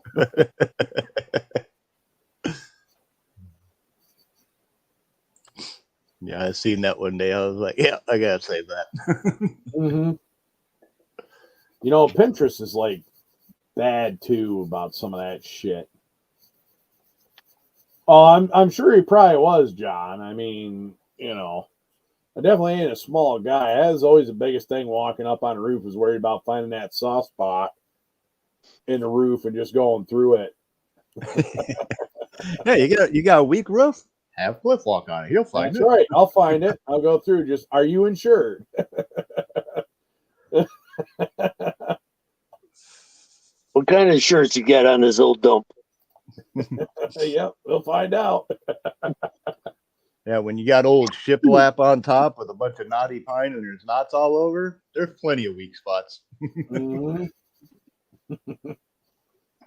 Well, some of the roofs I see them putting on nowadays, it's like, man, they got built-in weak spots. Yeah, when Oh, they yeah, use 7/16 plywood without the clips. Supposed to be one of the freaking plywood clips in between every one of the rafters or the trusses. Oh shit. Yep. See them putting down tile or shingles without any tar paper or ice and snow shield or anything on it. What? Well, that's actually not a big deal because the tar paper is technically just there for weathering it in if you can't get to it before it rains or has weather. Because once the shingles are on it, nothing is supposed to get under them. Unless you're in the more northern areas where you get a lot of snow load and it builds up the ice on the eaves, then you definitely. Yeah, I'm in upstate New York. Around here, they should all have tar paper or ice and snow shield. Yeah, like I said, if you're in the upper half of the state, welcome, Jason. you definitely should be having it. But if you're like in Arizona, gentlemen, there ain't even no point in it. You know, all you're doing is trapping the heat into the attic. Right. All right. No, Arizona, they all got them Spanish tiles for roof. Yeah, the clay tile stuff. Yeah. Yep. Or solar panels. Oh, I went by 3 places today while I was out running around. You got solar panels on them, and every one of them was covered with snow. There wasn't a damn one that was making any electricity. That makes a lot of sense, don't it? Yep. Yeah, it's always like one of them things. I think I might actually do a little bit heavier fucking putty on this because I noticed after doing this I got a hell of a fucking low spot in this goddamn fender. I might have to fill it in and build it out some. Holy shit. I guess I haven't looked at these in a while. I must say though, as a semi-pro roofer, if you ever have to go tear off a roof and it's got weather guard on it, might as well just pull the plywood and replace it. I don't know. I mean, yeah, thin plastic film is definitely a lot cheaper than the felt, but I still got leftover felt paper. There's actually a lot of really good underlayments out there that you can put on the roof before the shingles go down. I've been checking out some of the zip systems they got going on here for side or for sheathing and for roofs. Yeah, because I think a particle board with a rubber coating over it, and then you tape the seams. Right. Yeah. You used any of that? It's been what, 8 years since I was in the construction field. Yeah, I've only seen it around a couple of years now, but. Wow.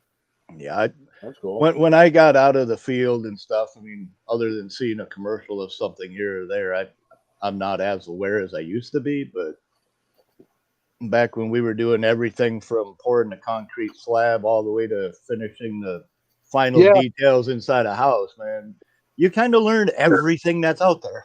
Be right back. All right, we'll be here. The only thing I never got into was the plumbing and the heating. That was somebody else's business, but everything from the stick frame to the pulling wires, doing the electrical, the drywall, the insulation, the trim work, you name it, man. Flooring, cabinets. General contracting. Yeah. Yeah, if it's in a house, I've done it. Other than the heating and plumbing, of course. But that's not to say I haven't done it. It's just that I don't do it by choice. Right. I mean, I used to work for a guy for about 2 years just installing fireplaces. But mostly what we did was cultured stone. Fireplaces was the thing that went in the surround that we built and put the rock on, you know. So if you consider doing a fireplace, the heating Yeah, I've done some heating, but as far as like a house unit, no.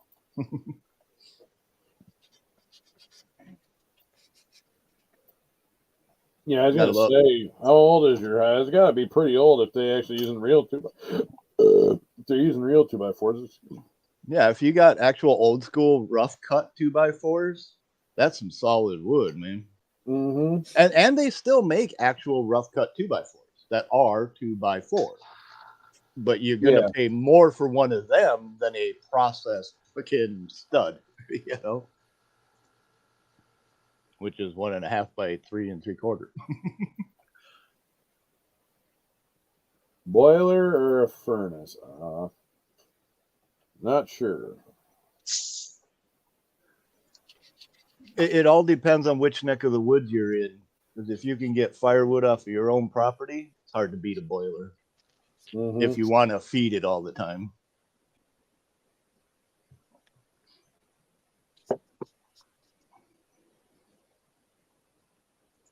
I don't know why the hell I didn't use dick beater covers before when doing this instead of just using something else. Which I've got new dick beater covers finally, so.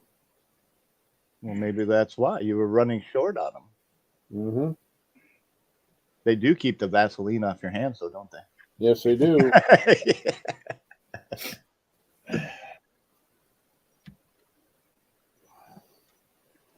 Now I'm trying to mud in some of these aftermarket universal fender flares that I got from Iceman. They are universal, so it's.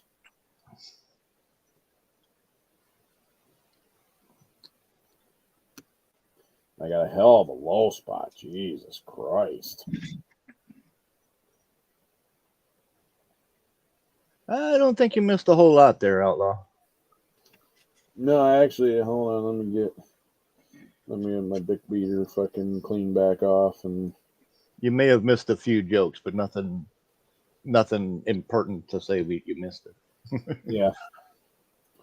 Nothing of great importance. Just hanging out doing what we do on the Monday nights. I mean, it's not like we all stood to say Pledge of Allegiance or sang the national anthem or anything. So, let me get kind of... Oh yeah. Now, if Cliff ever does a 7-gun salute and you miss it, we will give you a timestamp. You can go back and catch it. Yep. Most of your 21-gun salutes nowadays are a 7-gun salute done 3 times. Yep. Last military funeral I went to, they did that. So, so what's the significance of the 21 for a 21-gun salute? Was that just the size of a platoon or something? Okay, you know the sad part is I know this, but it almost sounds like a fucking board question. I forget what the hell it was. I mean, Jesus, it's been. I know, and I just got, the sad part is I know it too. And that was actually, I think that was actually one of the trivia. No, this is way before I even knew you, Mike. So I haven't actually gotten anything from Iceman in a while, or gotten any, used any discount codes. I probably should use some of that shit more often than I do, but I don't know. You're supporting a local independent person anyway. And, so. Yeah, there you go. Nothing earth-shattering. There you go. That actually makes sense. But now, if you're supporting a conglomerate like Hobby Lobby, definitely use the discount. Oh, hell yeah. Yeah. Speaking of which, if you they still profit way too much anyway, so who cares? If you order today from their website, you can get model kits for 40% off and free shipping if your order is over $50. Ooh, free shipping for over 50. Ooh. That's what, 2 kits and a can of paint? Oh, nothing. There's nothing wrong with supporting the local. But yeah. I was talking with them over to Walt's Hobby there, Cliff. Yeah. They're supposed to be expanding their model selections. Well, they should, because I tried to get them to sponsor me when I had my channel. It was like, if I give you a kit or a discount on a kit, then I'm going to have to start giving everybody discounts on a kit. And I'm like, well, what the fuck's the point of that? I'm trying to get you business. you know, and you want to sit there and like I'm some, you know, dick looking for free shit. I said I'll pay, you know, but Right. I've never doing the been fond advertising of for a, you. I've that's what I never mean. been I've fond done of it. a business I've who given will not Waltz a spend shout money out. to make money. Like when I first started, anytime I went to Waltz, I got anything from Waltz, I'd give them a shout out. Yep. My shop card was on the wall for a little while when the one guy, Mike, worked there, the kind of shorter guy with the glasses. Yep. When he worked there, you know, I had my shop card on the wall, like right there by the door as you come in. But, and then he left to go drive school bus, and then it was like it went down. So I don't know if he took the card with him or, you know, or what it was, but I'm like, all right, whatever. To each their own, I guess, huh? You know, hey, I'm trying to help support you guys, but you know, at the same time, it's, you know, I mean, I wasn't even asking for much. I was asking for like fucking 15% discount, which is basically like what you get mostwhere. Good deal. Good deal, Mike. Glad it all worked out. Yeah, it's a good thing I'm retiring. Gideon's just called me to come in at 2:00 in the morning. I told him, I said, I got to take a medicine. It takes about 2 hours to take effect for me to go to sleep. And you want me to come in at 2:00, and you couldn't have told me this earlier. Yep, just called at 8:00. What a dick. And one of the other guys said he called him at 10:00 a couple weeks ago. It's just You wrong. figured they would know what the fuck is going on, but I think it's whenever he gets done drinking. that doesn't surprise me. A lot of that too. That'll do it. Not saying there's anything wrong with it. I'm just saying it's like, Yeah. And you know what? I'll talk to him later. It's John. Telephone. Yeah. Answer the damn phone. Yeah, that's kind of what it is. It's actually that's John, my buddy Justin. That's his son John. He's kind of like my unofficial, not nephew, not my blood, but you know, his father is one I'm actually building this truck for, and then I've got that Impala kit there, the Supernatural. Yeah, thank you, Supernatural. Yeah, exactly. Don't treat your staff good because they're the ones who make you money.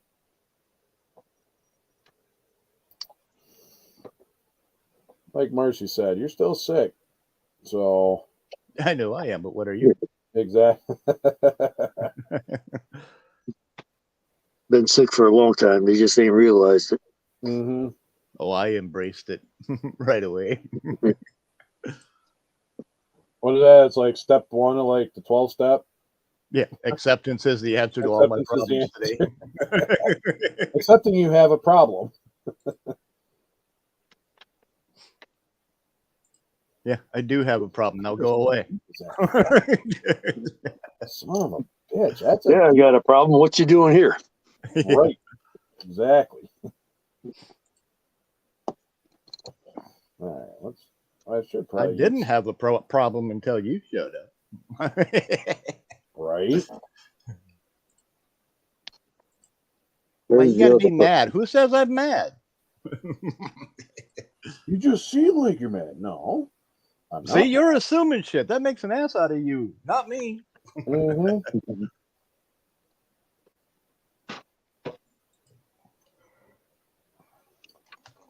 Oh, that's all right. Fuck it. I'll work on trimming it down. I'll try to just blend everything into the whole fucking fender. Why not? Name is Mud. You know, some of that Bondo glazing stuff, trying to blend my fender in. I didn't realize how deep that fucking spot was. Jesus.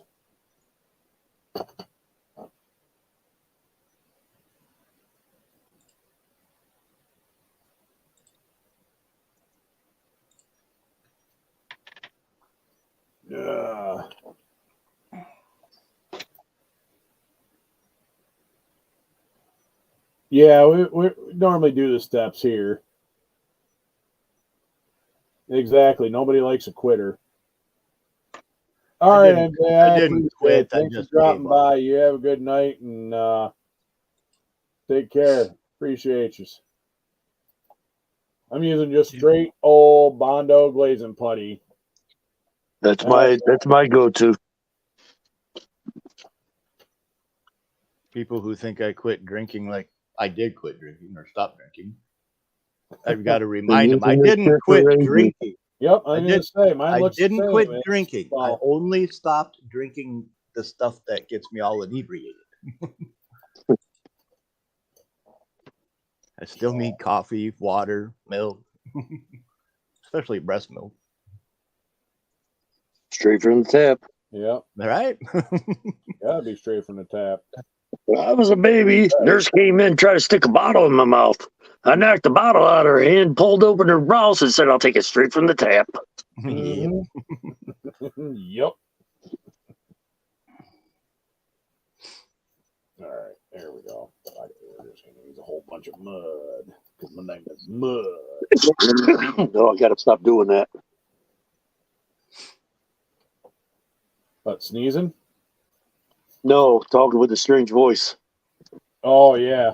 At least I get better. Right? Tickle the throat, does it? Oh, yeah. I felt it as soon as I started doing it, but I kept on going through it. So. No, that's all right. We appreciate your sacrifice. Yeah. Show must go on. Yeah.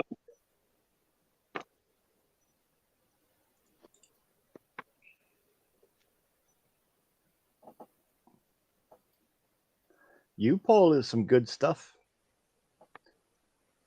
Even Pole Barn Garage swears Only by 2-part U-Pole putty products. for you. Just was it that Tamiya stuff, or is it just something different there, John?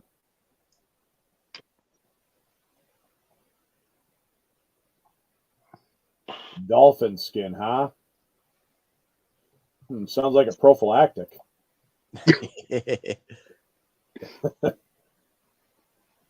It's a good thing I was ready to do a dolphin voice. Oh,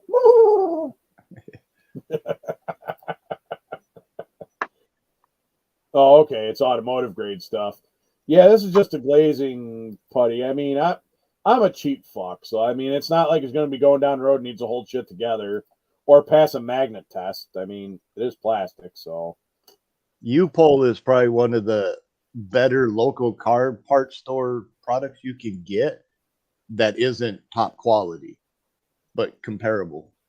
It's really actually very good.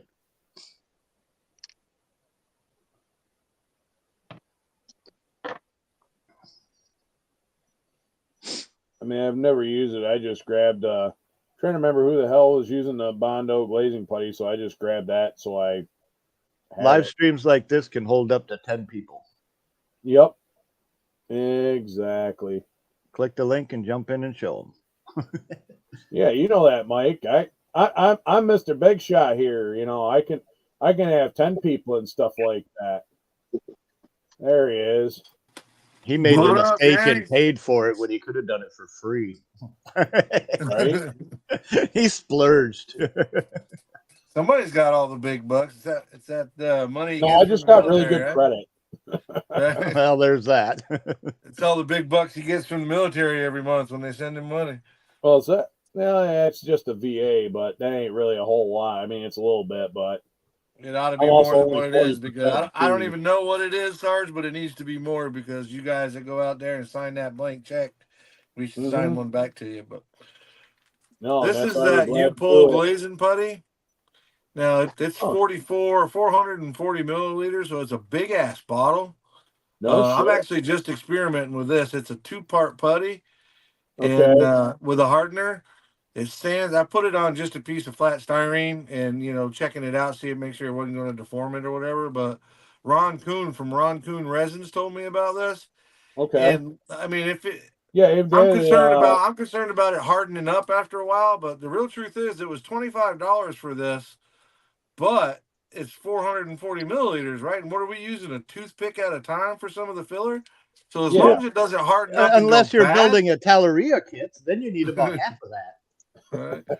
But if it doesn't harden up and go bad, like after the second or third time that you use it, I think it'd be worth the money. If you have a second tube with the harder catalyst, that stuff can't harden. Then that stuff can't harden. Right. That's the catalyst. Yeah. But the 3M it might get a skim layer in it if it's open to the air and you forgot to put the cap on it or something, but that's no big deal. You just pull the blob off to the side. Copper weld through the primer. But the other thing that I use, Sarge, is this. Because I use the old glazing putty like everybody else for years. Right. I just throw that out there. Yeah. There you go. I use the old glazing putty like everybody else did for years. It's good stuff. I don't have any problems with it. But I found that sometimes when it dries and you're sanding it, it kind of chunks off every now and then. Oh, yeah. It can be brittle. It can be brittle. Yeah, this 3M stuff, the acrylic green is called. It's the same price as the Bondo stuff. And you can get it at usually the same stores you get the Bondo from. I've had really good luck with this. I've basically put this one down for that. I'm trying that U-Pull stuff because that's new, but this tube was like $8 and it's twice the size of the Bondo tube, and it sands really good, and it's green, so it tends to stick out more. But I've had much better luck with this. I'd rather have a lighter green shade than the oxidized red color. Yeah. Yeah, won't show and through like the I said, primer it doesn't chunk off. Unless you don't let it dry, then it'll just chunk out. But you let it dry good, and it doesn't take near as long to dry. And but you let it dry good, and it shrinks. It doesn't say. Yeah, it saves you on. Yeah, so it saves you on time, and I like the way it sands out. It sands out a lot. To me, it sands out smoother than the red stuff does. So. But I use the red stuff forever too. There's nothing wrong with it. It's just something different. Yeah, no, and that's what I mean. It's great that you brought that up because I never use it. I just, like I said, when I started, this is all I started using. It was just like. Well, I made the mistake, and I knew better, but it's what I had at the time. I made the mistake of using the Vallejo white plastic putty stuff, which is fine until I had to drop the bug off at the Purple Pond. Right. And not only did it eat the paint off of it like I wanted it to, but it ate every bit of my body work off too. Oh shit! Every hole that I filled in, every line that it was gone. I had to start all over again. That I wasn't happy about. Yeah, that'd be a depressing moment. It was. Yeah, I was gonna say that definitely. I would not be happy about that. I would definitely be pissed. I just now wet sanding the primer because in finishing up the body work and wet sanding the primer, and this was supposed to be sprayed and on video last Sunday. There's a delay in that game. But. Well, this thing has been sitting there for quite some time. I mean, I ain't touched this kit in probably a couple months. Hey, what's going on, Terry, too? Terry. What's up, Terry? How we doing, Terry? Super. I guess let me do a different camera. The plastic putty is good for joints like on the fuselage of an aircraft or things like that, where you don't want to lose the detail alongside of it. You can put it in, and clean it up with water. It's like doing joint compound. Yeah, what I liked about the white putty was that really pointy tip. I could lay it right in there, and fill it up. I thought it was great, and it still works great unless you have to use some sort of chemical on it to clean it or whatever. It just doesn't stand up. So that's why I think this U-Pull stuff is going to be nice because it's a lot thinner. Obviously, once you put the hardener in it, and it took me, when I did it on just a piece of styrene, just to do it, a little bubble or whatever, it was about 20 minutes, and it was sandable, ready to be, and it was done. It was hard, ready to go. So I thought that was pretty cool. Yeah, that's for doing fine seams where you're using the Bondo or the epoxy and things like that for filling holes and gaps and things like that. Well, I mean, it's definitely something to try. It's always always good. I could probably do that next time I go out, catch it, look for it or whatever, and give it a go. Like the 3M probably would be the easiest because it's not two-part. You don't got to worry about keeping the lids on everything. And the U-pole definitely is only, I say only available. I'm sure you can buy it online, but that's going to be something that you got to go to like an automotive paint and supply store for an automotive to get it. That's not something or you're going to find at like somewhere Walmart just like an auto parts store. Yeah, the green stuff you can get at the auto parts store. And That's a paint store on Peel Ave, Cliff. Yeah, I know the one you're talking about. I've been by it. That one's they got auto out. finishes right here in Auburn too. If I to be close to big cities where stuff is available. How's everybody doing tonight? Good. How you doing, Terry? Good. I'm all right, man. I'm trying to get my tablet up so I can actually read the chat. Once I get on the phone, I can't see it. Right. I got both phones going to. Excuse me. Bless you. Yeah, thank you. I got the camera. I got the phone up with that camera, and then over here I got the other phone with the chat. So I'm trying to keep up with both. Yeah, I got a question for the panel. If anybody has a second. I got a primer on my Mustang. Mopar and Joey, Jess, Marcy, East Coast. Yeah, there are lots of people in the chat. There is a bunch of people in the chat. It's actually pretty good. Still shows 24 still watching. I don't know if they're watching, but they're here. Pretty crazy. I got a question for the panel in the chat. If anybody has ever done it before, has anybody used hydro dip on a model before? I've seen it done. I've tried it, and I got to figure out where the hell that kit is. I had a body that I tried it, but I used regular spray paint suspended in water, and that's how I did it. Well, if you're doing the spray paint method, there's certain paints that work and certain ones that don't. Hey, what's going on? Whereas if you're doing the hydro dip and you actually buy the skin sheets, that stuff's a different story. Yeah, that's what I was going to do, was buy the sheets. I found some, what they call mini scale carbon fiber, and it's similar to the composite carbon fiber decals. Basically got the same weave as the carbon fiber decals you get from Scale Motorsports. But it's for the bike that I'm going to build for the... I would say the benefit of doing a hydro dipped carbon fiber is depending on the size of your water tub, you could do a shit ton of parts if you put them all on a sprue or whatever first.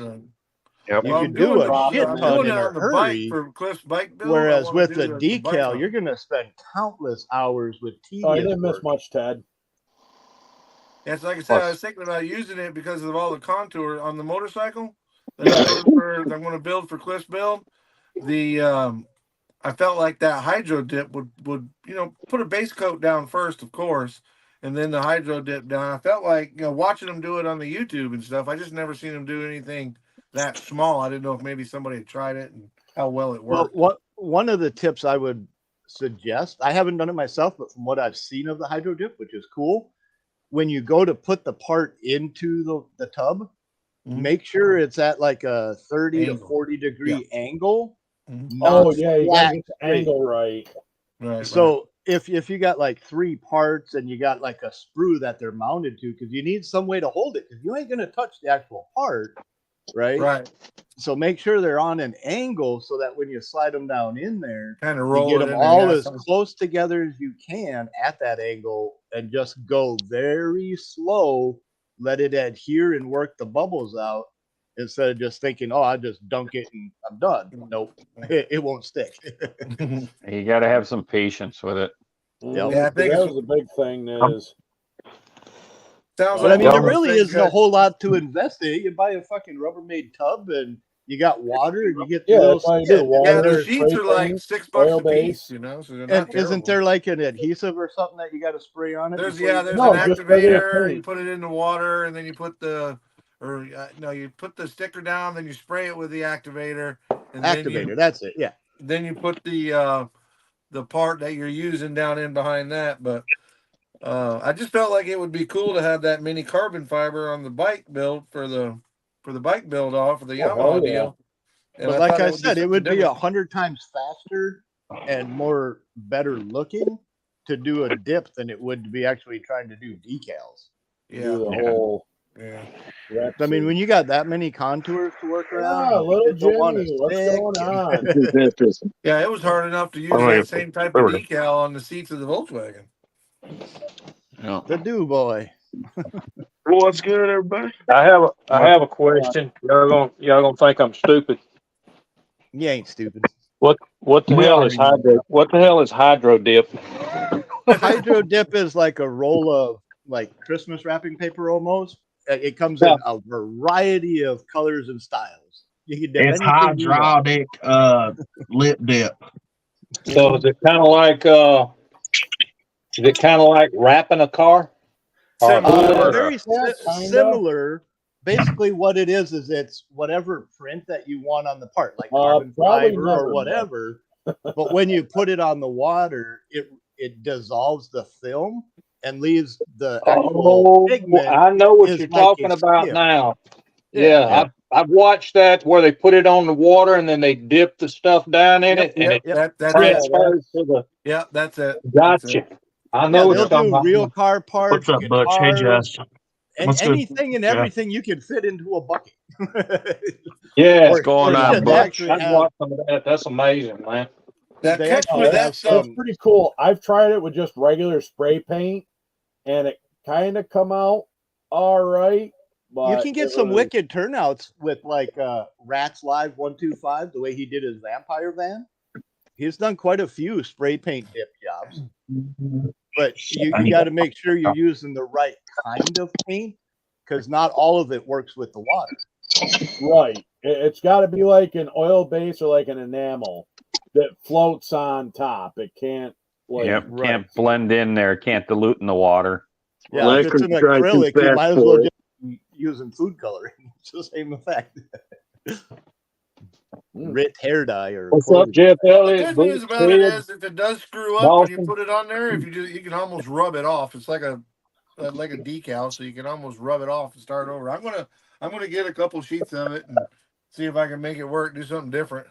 Yeah, with that real car wrap on eBay, I buy some of them, or you can get some of them really small. I think it's like a 4x8, about the size of a picture, as a test samplet to see if you like the color, right? For like 49 cents or something. I had bought a few of them just to try them out, and see if I could wrap them on an actual model, like a hood and a fender and things. And it works. So I actually bought a bunch of that Scale stuff. Model Motorsports has the actual the carbon fiber decals. Yeah, the carbon fiber decals.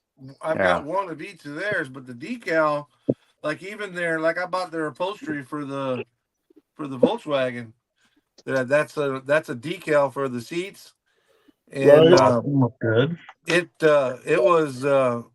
It didn't. I mean, it did its job, but it was difficult to get it to lay down and look like it was supposed to. So, right, with all the tufting in the seats. Yeah, getting it in the creases in the seats and all that. It was a little. I mean, it wasn't impossible, but I could see that if I was trying to use that same carbon fiber decal around that tank on that R1, that it would be. I could see where it would be a pain in the butt.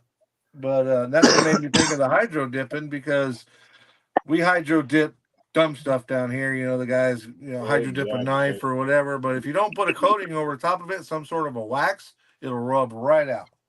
It comes right off real easy. I mean, even if you let it sit, but it's not made for high traffic, which is perfect for our models, because for the most part, they're not going to see high traffic anyway. But but we'll see. We'll check it out. I'm going to try it. If it don't work, I'm out $20. Once, twice if it's good. Yeah.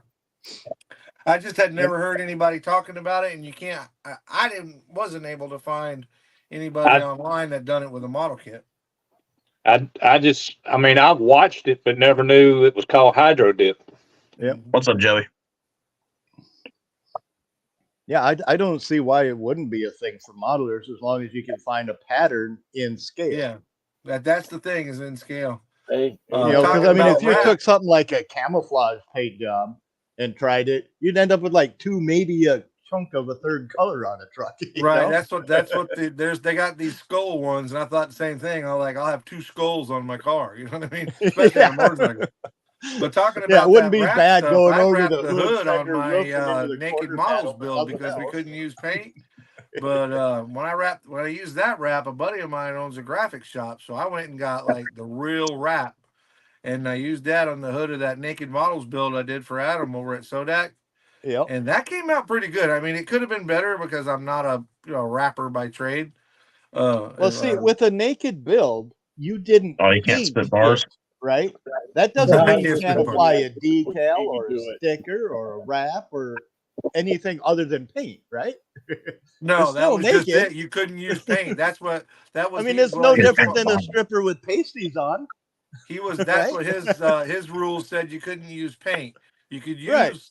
You could use chrome, or you could use decals. In my opinion, there's a difference between an out of the box build, which is just that out of the box, right, or a naked build. He said no paint, and that you could use things like Molotov, and you could use things like bare metal foil. So I played by his rules. I didn't paint it.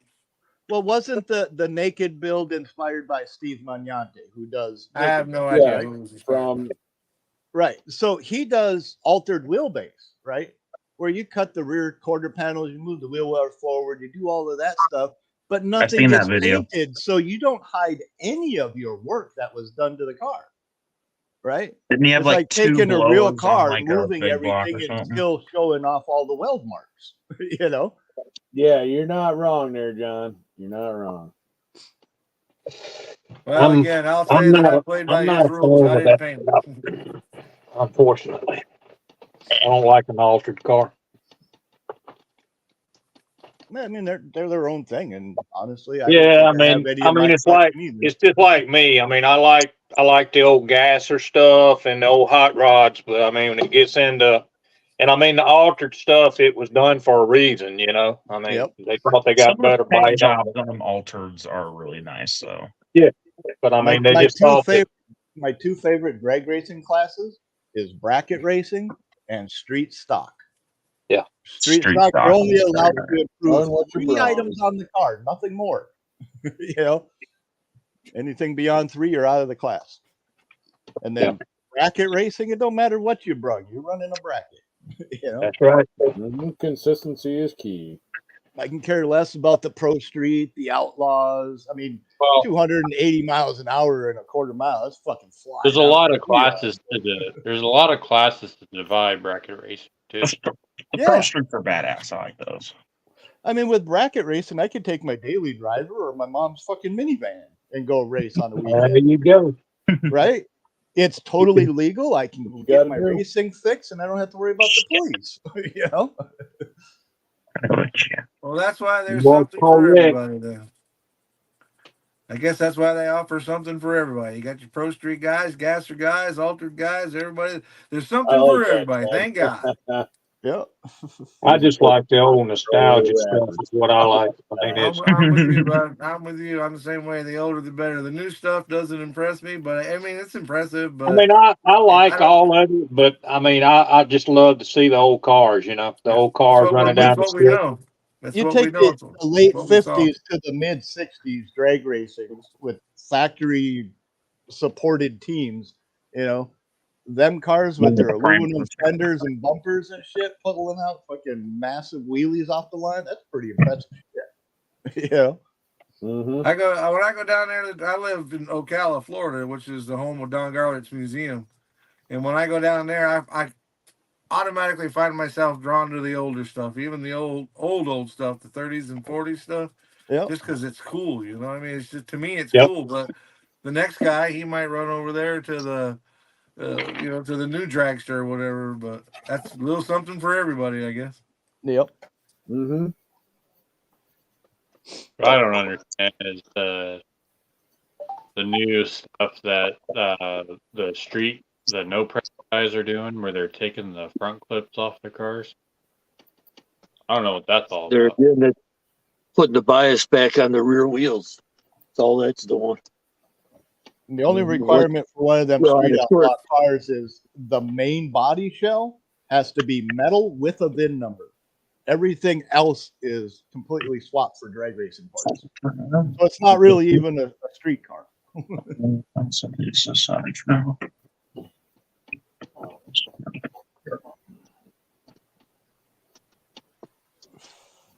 All I can say is back in the day of front engine dragster rail cars, they say them men had balls. Not after the motor blew, they didn't. No. Yeah, you are correct. You are very correct. That's why they got rid of the drive shaft and just went straight to the fucking differential. I feel sorry for them guys that was sitting on top of the rear ends on them front engine right? dragsters. Yeah, no suspension and a whole lot of light on the back and then put it in again. Well, my frame dried crooked. See if it'll still work. Fuck it. If I gotta fix it, then I won't fix it.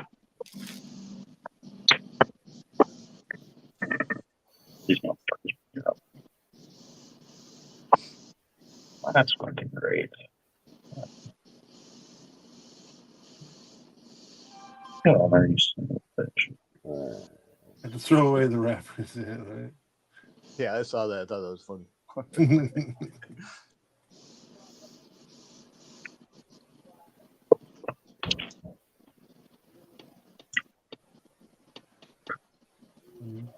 Mopar, not on with you. I don't like the modern NASCAR anyway, either. I understand if they're It's there. got done watching the Daytona now. 500. I'm glad it's there for those that do enjoy it, but that's not for me. But again, I I'm think not it a- has a lot to do. If we're all honest, is it bad or is No, it that's just why they got different? We don't symbols there, understand bud. it. I think it's a lot to do. For me personally, it's definitely a lot to do with I don't understand it. I don't like the rule changes. But is it better or is it just not what I know? You know, I've listened to Junior. It's not what you know. That's what my and the dad said about it. racing isn't the same as it used They were to doing be. brackets at the It 500. It ain't like it used to be when it used to race back in the 60s and 70s. It's ever who built the best motor and the fastest motor. And the most gutsiest driver to dive in the corner, too. Yeah. Oh yeah, that's back when Yeah, Smokey was it's, whooping. well, I mean, Smokey yeah, was it's, whooping everybody's but I mean, butts. it wasn't based on a restrictor plate versus how many horsepower and all this stuff. You built a freaking motor that would get out there and beat everybody. That's who won. Usually Smokey Unic. Yeah, that's what I'm saying. Smokey Or Unit was Richard Petty. whooping everybody's Bill ass back Yarborough. then. Yeah.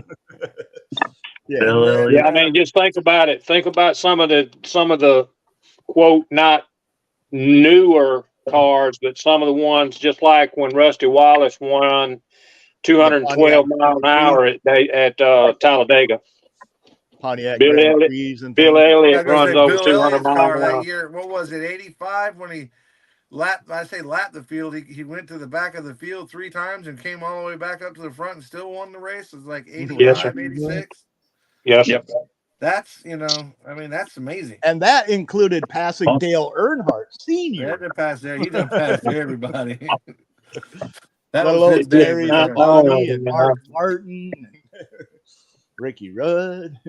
Yeah, I've not watched a NASCAR race, and I couldn't tell you when. I don't like it because you take the body skins off of them, and they're all the same. They call it a cookie cutter. Yeah, they might as well everything's be the same. racing. They might as well be like the Toyota Cup or something. It's a spec car. Other than the whole car tomorrow, that was for Toyota's benefit. Yeah, you're 100% right about that. That's 100% right. And that's about the time I got out of it. The car tomorrow race, a little bit before that, but that's the time I got watching out dirt of it. racing. I love to watch dirt cars. Oh, Just yeah. good old boys that work at the daggum muffler shop Monday, Tuesday, all the way through the week, and then on Friday night they're getting their crap together, headed to the track, and having fun. Top 5 And on you know what the Saturday night. biggest difference is? There's no big money involved. I mean, there's not enough money to even warrant paying for the car, but they do it anyway. If you can leave a Saturday night track with $1,500, that's a hell of a night. Oh God, the motors! Hang on, I don't want to drop it. God damn it! Well, when it becomes a job, just like anything else, when it becomes a job and you got to act this way and do that and show up, I mean, you know, I really wish the IROC series would have stuck around a little longer. That was pretty decent, taking a driver from different racing genres like sprint cars and all that shit. Oh yeah, put them all in the same car. Yep. My dad had that too. That was actually pretty cool. Yeah, it was cool. Now it's SRX, Tony Stewart's SRX series, where it's not only everybody in the same car, but there's different cars. You know, there's the dirt track, the blacktop, the trucks. You know, you gotta be a wheelman regardless of the vehicle. You know, that's truth. Hey, NASCAR has road tracks too. They got Watkins Glen, Sears Point. The 55 jukebox. If you've built any Pro Street model kits like the 55 Chevy or the J2000 or any of them, it's the exact same kit. That doesn't Ford body. Exact same kit. I have not built the Revell 55 jukebox. Actually, I believe Mark Radcliffe has actually built one.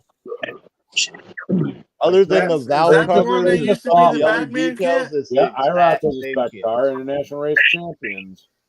I built that kit. It's a pretty nice kit. Just beware when you go to put the decal on there. That's one long decal.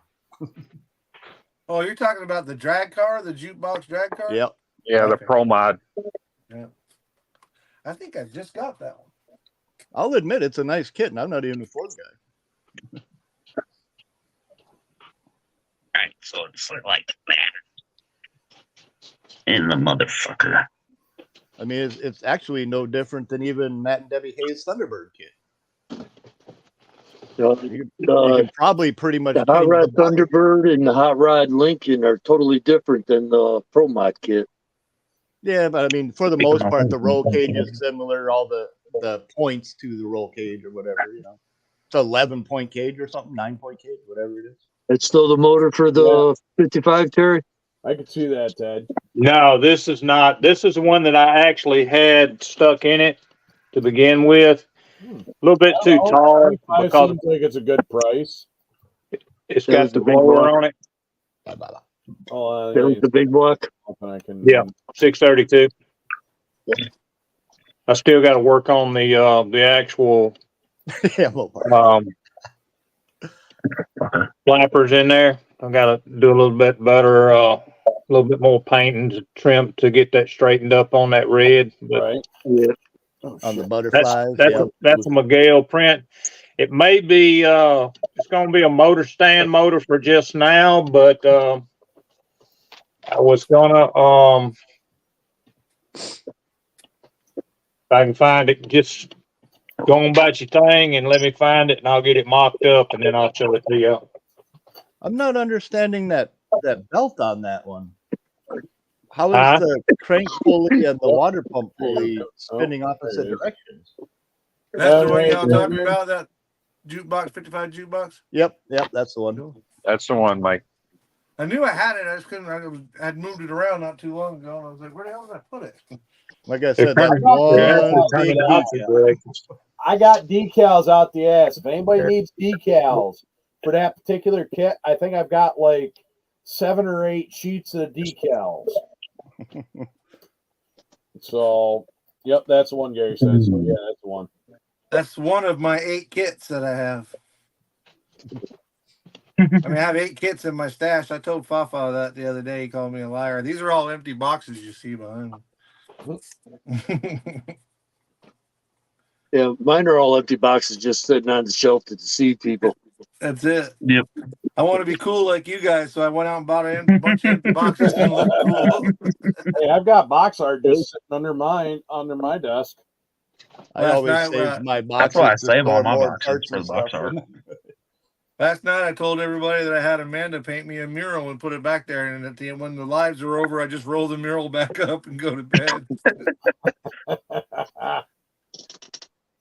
On here, you can actually take a picture and put it as your backdrop, and it'll actually green screen for you. Nice. I just cut the need to try that. pops off of them.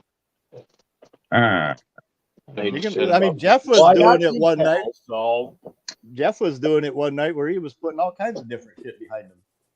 But the only problem is if you're in the camera, you got to watch your distance from the camera. Because if you go too far back, you fade into the background. Yeah, you just peer into it. Yeah. Maybe that's what I should do. I should wear green stuff and just have like a floating head in a background. Sarge, you just put a mental image in my mind wearing one of those damn green suits that they wear whenever they're doing the movies. You ever seen them? Yeah, it's like a one-piece onesie that's super tight. Yeah. All of a sudden, I'm seeing Sarge dancing around in one of those. Ow, that burned my eyeball. Plus you got the magnifiers on. You're not supposed to look at the bulge, dude. My eyes are bleeding. Exactly. Is that a Sarge in a frog suit? Not funny. I could see that. That was funny.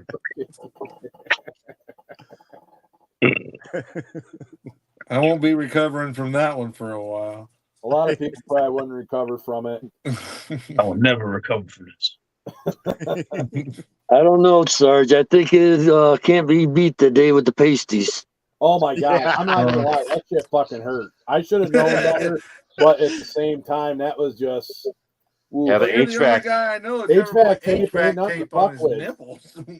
and I knew it as soon as he did it, I thought, oh shit, that looks like HVAC tape. This ain't gonna be good. They were red for a while. Not gonna lie, they were red for a while. I pulled that shit off. Were they suckled for hours afterward? A little bit. I went to bed not long after that. So. Honey, play with my nipples. They hurt. Oh, man. It's okay. I'll go together. I just extend one direction. So, Cliff, before I forget, I actually have 10 people in here. Oh my God, Jeff! I made it. God damn. I don't think I've ever had 10 people in here. I've come. And there's still 25 watching.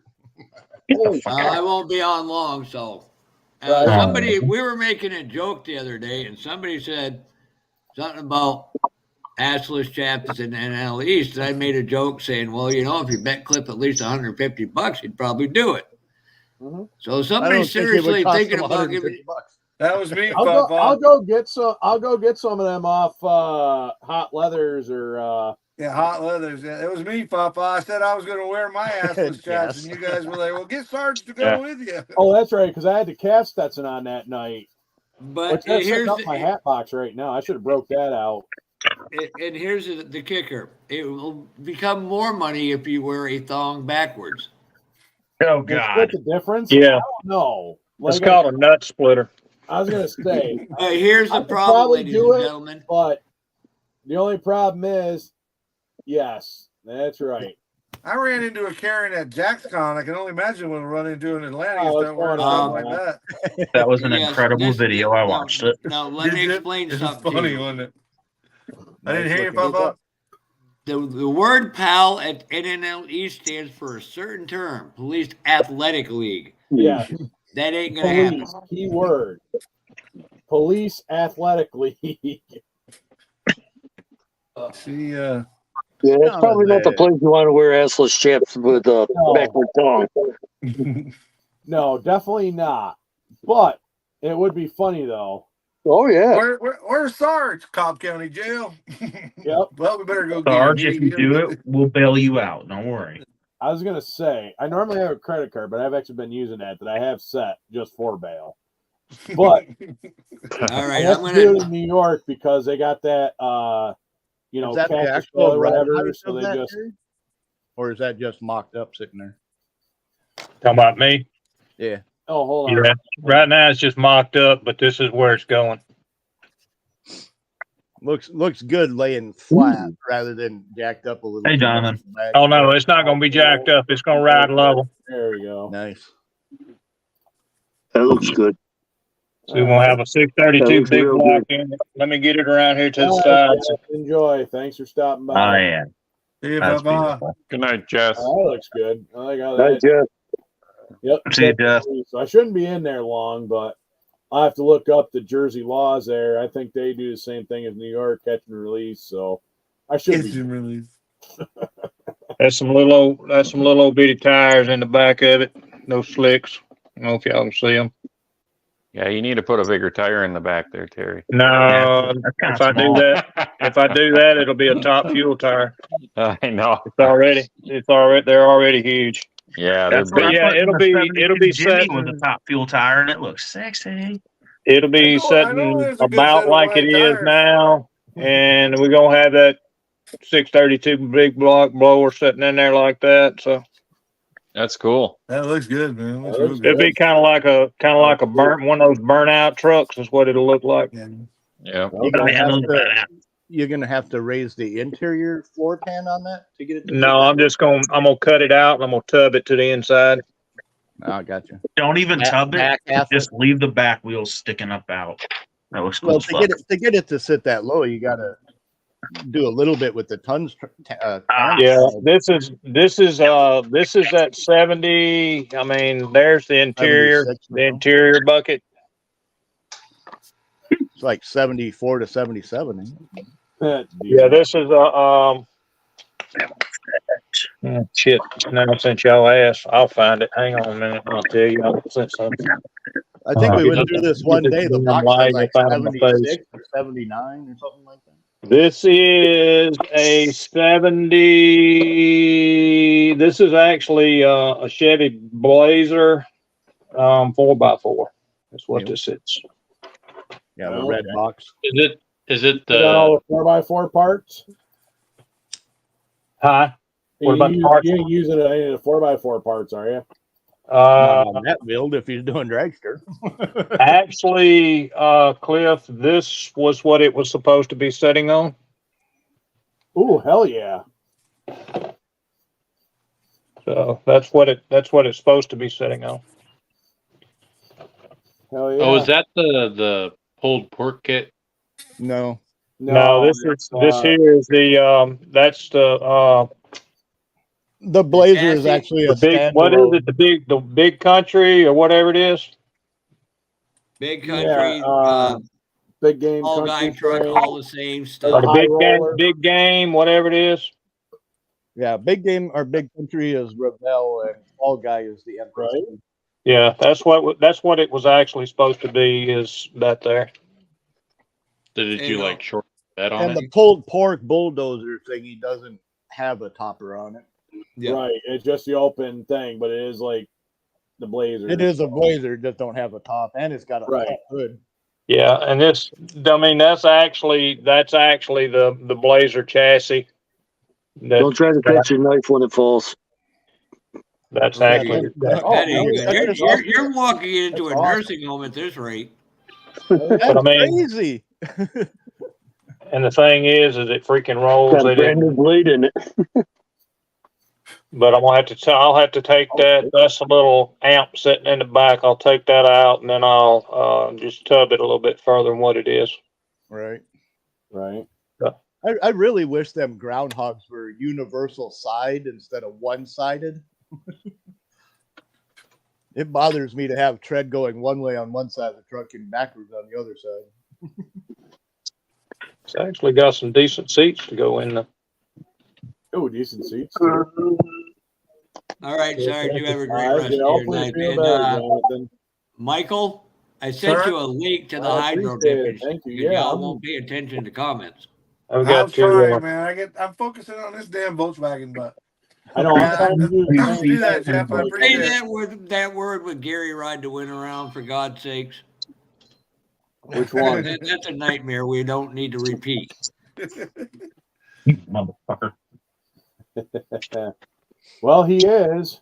They got to fix the transmission tone and get the 4-wheel drive shifter out of it.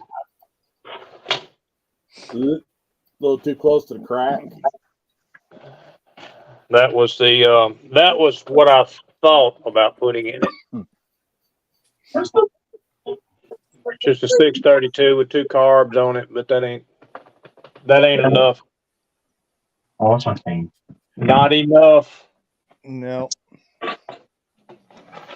Gotta go bigger. You gonna do it? You got to do it big. Yeah, I gotta try to get a hold of the one guy I'm building his retirement present, which is like the 9454 truck. Yeah. But I'm gonna actually probably put one of Miguel's engines in it. But I'm trying to see if he wants to do it. Crispy, juicy, tender. If I want to do that, or if he wants to keep it stock. You know, I've been trying to get, and I seen him on Wednesday, and I forgot to ask him when I seen him on Wednesday because I stopped at the old shop I used to work at there, and I totally forgot to bring that up because they were talking about a whole bunch of other shit and how much I'm actually missed there. Oh, So they got a whole bunch of new young guys that, like, they're like, fuck, man. It's like, goddamn, Cliff, we miss having you here. I'm like, well, no shit. I miss being there. Ain't gonna lie. I miss being there.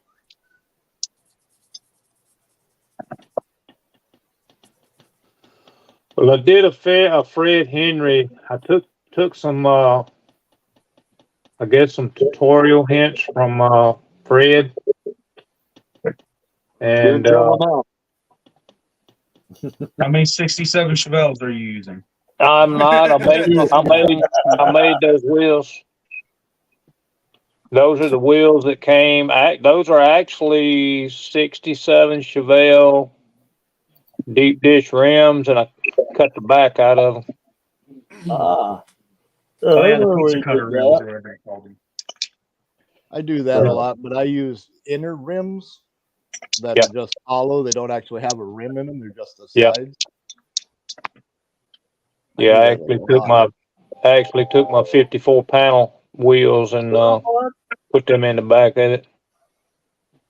Here's a tip for people that want to do that: that if you have a Dremel or a drill and you have a deep set of rims that have the little metal axle peg on the back, stick it in the drill, mount it solid, and then take the backside of your knife, and as it's spinning, you can actually cut into like a lathe and actually make a nice cut all the way around and cut the rim out. I've done that a few times. And then you still have the actual rim you can use elsewhere. That's the big game. I hear him back That's there. the big game. The big game country 78 GMC 4-wheel drive frame 100. Oh, that's good. But it's also a 78. It's a 78 Blazer.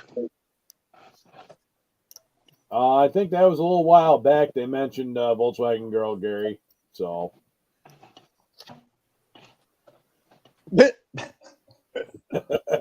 he came in that there. reminds me, Gary, I need to get your Facebook or whatever. I found a picture today that absolutely made me think of you. Who, me? No, Gary, right the wind. Oh, I was in the It made me think of him, and I am not showing it for everybody to see, but I did screenshot it. And you can show it on my stream. I'm not monetized. I ain't got to worry about bending a knee. I don't give a fuck. It's not about that. It's about the trauma that we won't be able to get over. I mean, it's not like I have a lot of kids watching. I mean, I got Jonathan and fucking Jimmy there, so you know. I've seen and heard worse. It'll be okay. And I'm sure they go pull me up on the big screen then. I probably also done worse. Gary, right the wind. This one's for you, bud. Don't worry about it. Hold on. If you're squeamish, turn away. There you go. Holy wow. That was for you, Gary. Yeah, that right there. I was like, I know the perfect time for that. Holy shit. I was gonna say. I mean, she ain't 280, then she ain't a lady. But she got incubators on her chest? I was gonna say, trying to get hatched. Gary says to get her number. What the hell?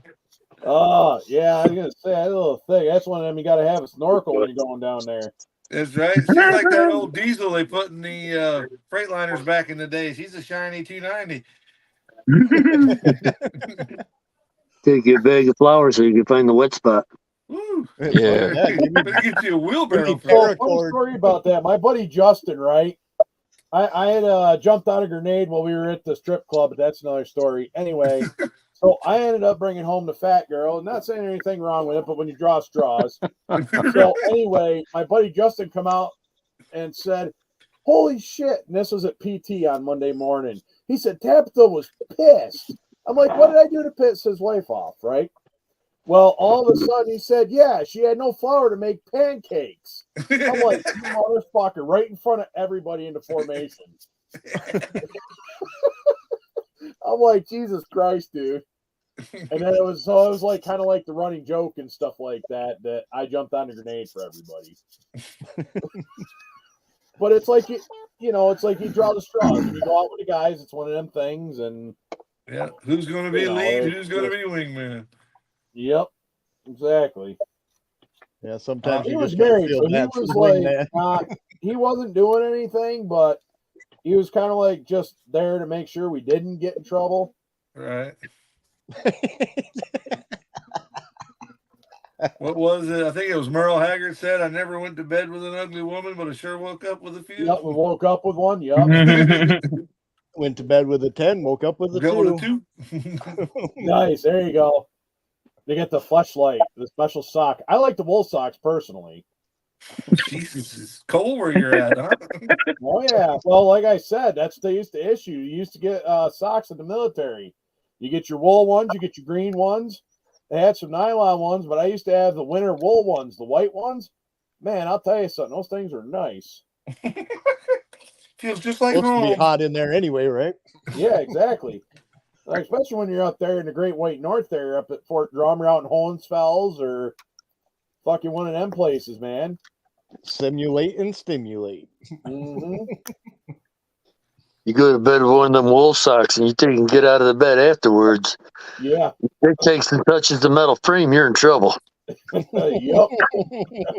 She was the main star of my 600-pound life.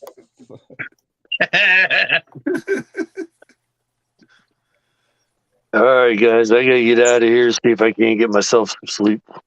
All right, sleep. What's that? All right, Chuck. Well, see you later, Chuck. It's going to be nice if I'm driving a 20-ton friggin' truck with a plow on it and I fall asleep. Yeah. Well, yeah, I was going to say, unfortunately, it'd fall on you, but it could fall on the boss too. So, but you're the one driving, so probably. Anyway. All right, y'all take care now. Have a good one, man. Oh shit! What the hell was I doing here? Jesus Christ! Almost 9 o'clock. Fuck. Wow. Did I lose it on somewhere? Did my computer not change over, or what the fuck? I don't know. I feel like I'm. No, the time changed. No, the time is right. I started at like fucking little after 5. Well, I went to get in and my fucking computer, I had to do like a fucking restart on my computer. I'm like, you dirty communist fuck. Yeah, it's like 10 to 9.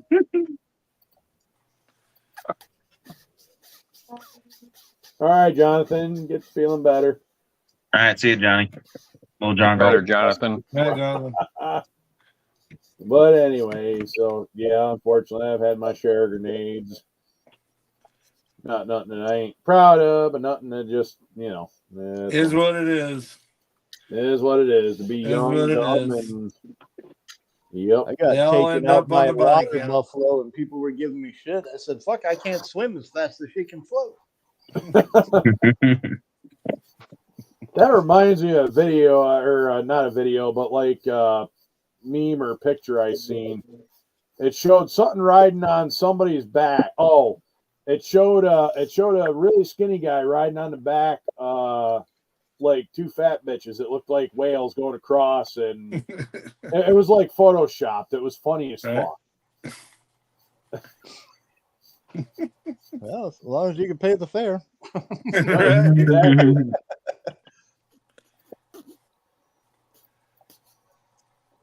Well, at least you don't have to worry about too big or too small of a shark biting that. Right? Exactly. And they know how to pick out things their own size or smaller. No, that's like being out in the woods with the bear and your buddy. You don't have to be faster than the bear. You just got to be faster than your buddy. Mm-hmm. Or you use the buddy system and throw your buddy at him and run. Yeah. Don't even have to be faster. Just got to be smarter.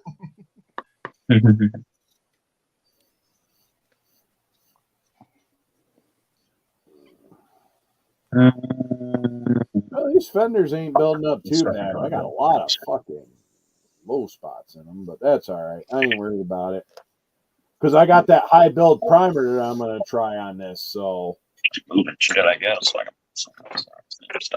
I got that big can, so I can just put primer the shit out of it. A lot of thin coats. Don't try to go all at once. No, I'm not gonna go heavy. You know, I just, like I said, it's the high build, so it's got to be light coats because I kind of messed up when I first got, because I got the 2X primer. Oh, Rust-Oleum 2X? Yeah, the Rust-Oleum 2X. I got just the primer because I needed a gray primer. And I forgot that 2X means it comes out of the can 2 times as fast. And 2 times as thick and doesn't dry for twice so I went long like, and doesn't stand for 3 times as long. I'm like, STYRENE attack. Look at these go long. Yeah, so I made that mistake. I was like, oh, that's right. I forgot the 2X was like extra thick and extra, you know. Yeah, it did. It come out thick. I'm like, shit, now I gotta wait fucking a while for that before you can sand it. Yep. Yeah, I like a thin primer myself, as long as it covers and hides every color and whatnot. Yeah, that's Hey, Sarge, did you have a chance to check out my video from JaxCon and see the Karen? No, not yet. You gotta check that out. I gotta man. actually It's sit pretty down good. and binge watch a bunch of the JaxCon videos. She was pretty funny.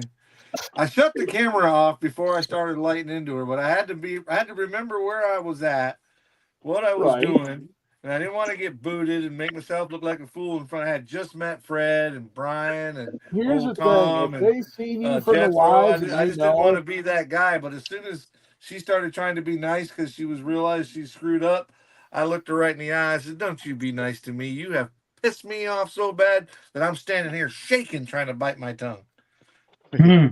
Oh, I was mad. I said, "You are so lucky we are where we're at." Did you ever figure out what vendor booth she was from, Mike? Yeah, I saw right away where she was from. If you watch the video, you can see her. You can't see her because I blotted her out, but you can see the vendor booth. I was mad about that. Barry, keep it shiny side up. We'll definitely be in touch. Rubber side down, shiny side up. See you later, Gary. I hope you enjoyed that picture. Don't put a blister on yourself thinking about that.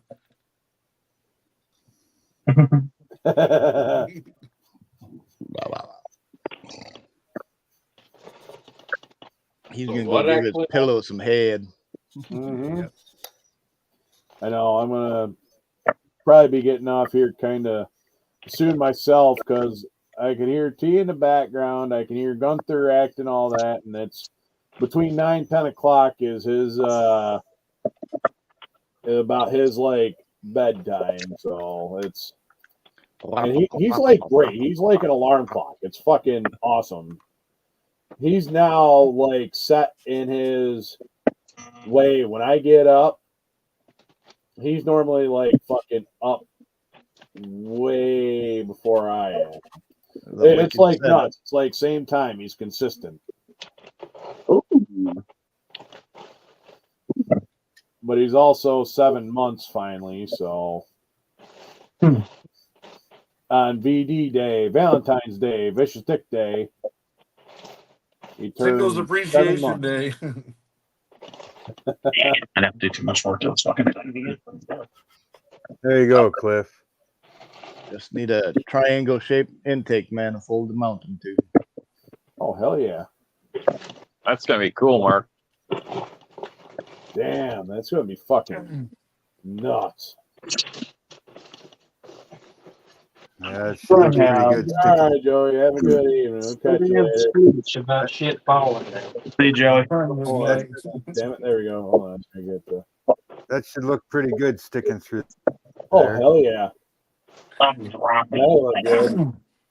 Real good right there. All right, Joey.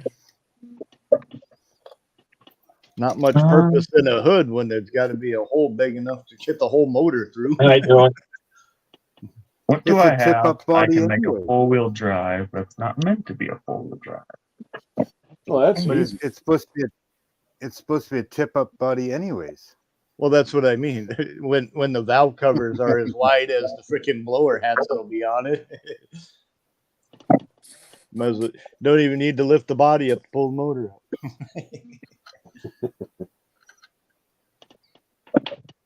I'm honestly thinking about doing these big rim and tires, the big, everybody's seen these, on a Edward. Hey, Edward, what's 69. going on? Welcome to the party. Putting them on a 69 Camaro would be like the high roller Yes, series. I know. They have to be on a schedule. Jimmy, that was the first model I ever built. It's been done many a That when time. it first came out, it was the first model I ever built. And that's what I like about them. I like doing off-road 4x4 stuff, and I may have to revisit my USAC build now that I made the Wish Rockwells, my 70 Roadrunner. I might have to put some bigger axles under it that probably ain't gonna fucking break, because I've had to repair the axles a couple different times. They're starting to get to the point where they're bowing. They're like broke. I've had to like repair the like wheel ends like numerous times. I'm like, yeah, too much weight pushing down on them spindly little axles. Yeah. So I'll probably put some Rockwells under it and figure out if I could just use a suspension off that and just mount Rockwells, my Wish Rockwells underneath. And here's a tip for you: if you got truck axles but the shafts look pretty skimpy, just slide a tube over them to make them thicker. Yeah, I could do that too. I got some aluminum tube here. Because then you're basically laminating the axle shafts, and it'll hold up to the weight of the kit on them. Right. Well, like a lot of the monster truck kits, the weight of the kit pushing down on them, they end up getting fucking camber after a while because of the weight,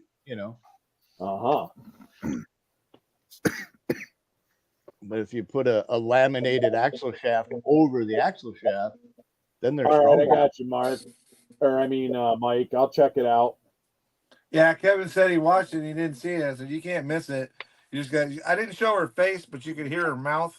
I just put a big emoji over her face because I didn't want to ruin my video by having her big emoji. It said angry Karen. Yeah, it says angry Karen. Yeah, that's it. No, it says Karen attack. Karen attack. Got attacked by a Karen. Karen attacked by a Karen. You know what? Maybe when I take Gunther to bed there, as I'm like fucking relaxing and stuff like that, I'll check it out. I'll probably binge watch it, or I'll probably fall asleep right in the middle of them. Probably. It's actually a pretty long video because I was trying to show all the vendors. And, right. There was a lot of vendors there. But, you know who does good at the vendor showing? Tim Brown over at Throttle Power. Oh, yeah. And I've noticed that Mark Besson does a real good job too. My problem was I waited to the busiest part of the day to do the video, and I'm walking around people. And I should have been smarter in my timing because I was there the night before. I could have done it with hardly nobody there, but all the vendors weren't there, and I didn't want anybody to miss out on what was there. But right, like a sneak peek at a kid or right. William from Ruckus Rods does a pretty good job of shows too, real car shows and model shows. Yeah, during that whole video, I watched it years before the Karen. I kept seeing kids. I want that. Yeah, I know, right? There's like, damn, there's one. I did good the first night that we were there because you could still buy kits from the vendors, right? When they were first set up, so you kind of beat the crowd type thing. Early bird. And I only bought 2 kits the night before. Then I bought another 6 the day of the show. I'll usually, like, if I have to go in, like, beforehand to, set up, I'll just walk around and then I'll come back the next day and start buying shit. They, like I said, they were nice enough to sell to us Friday night when we were there. So hell yeah. I mean, that's the best way to do it, is get that early bird. If you're a vendor, you'll take any money you can get.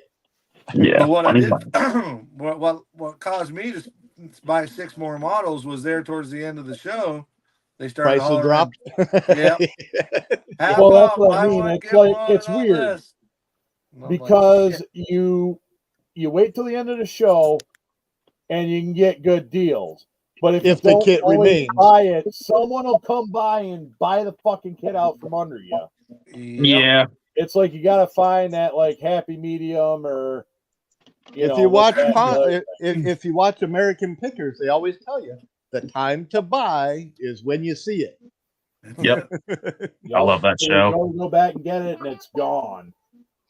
You're like, yeah, that's why I bought the stuff that that was on my list that I saw first. I bought another couple dirt roundy round cars, and as soon as I saw them, I bought them because they were price fair. But I was like, I'd like to have that one if it's still there at the end of the show and I can get a deal, then maybe. But they did. The trailer, the Galaxy trailer, he dropped from $35 down to like $20. So I had to have that. And then there was a 64. I mean, it was all deals, and I ain't mad about the money I spent, but any kit that's unbuilt under $20 is a steal nowadays. There you go. Yeah. That's the truth. Yeah.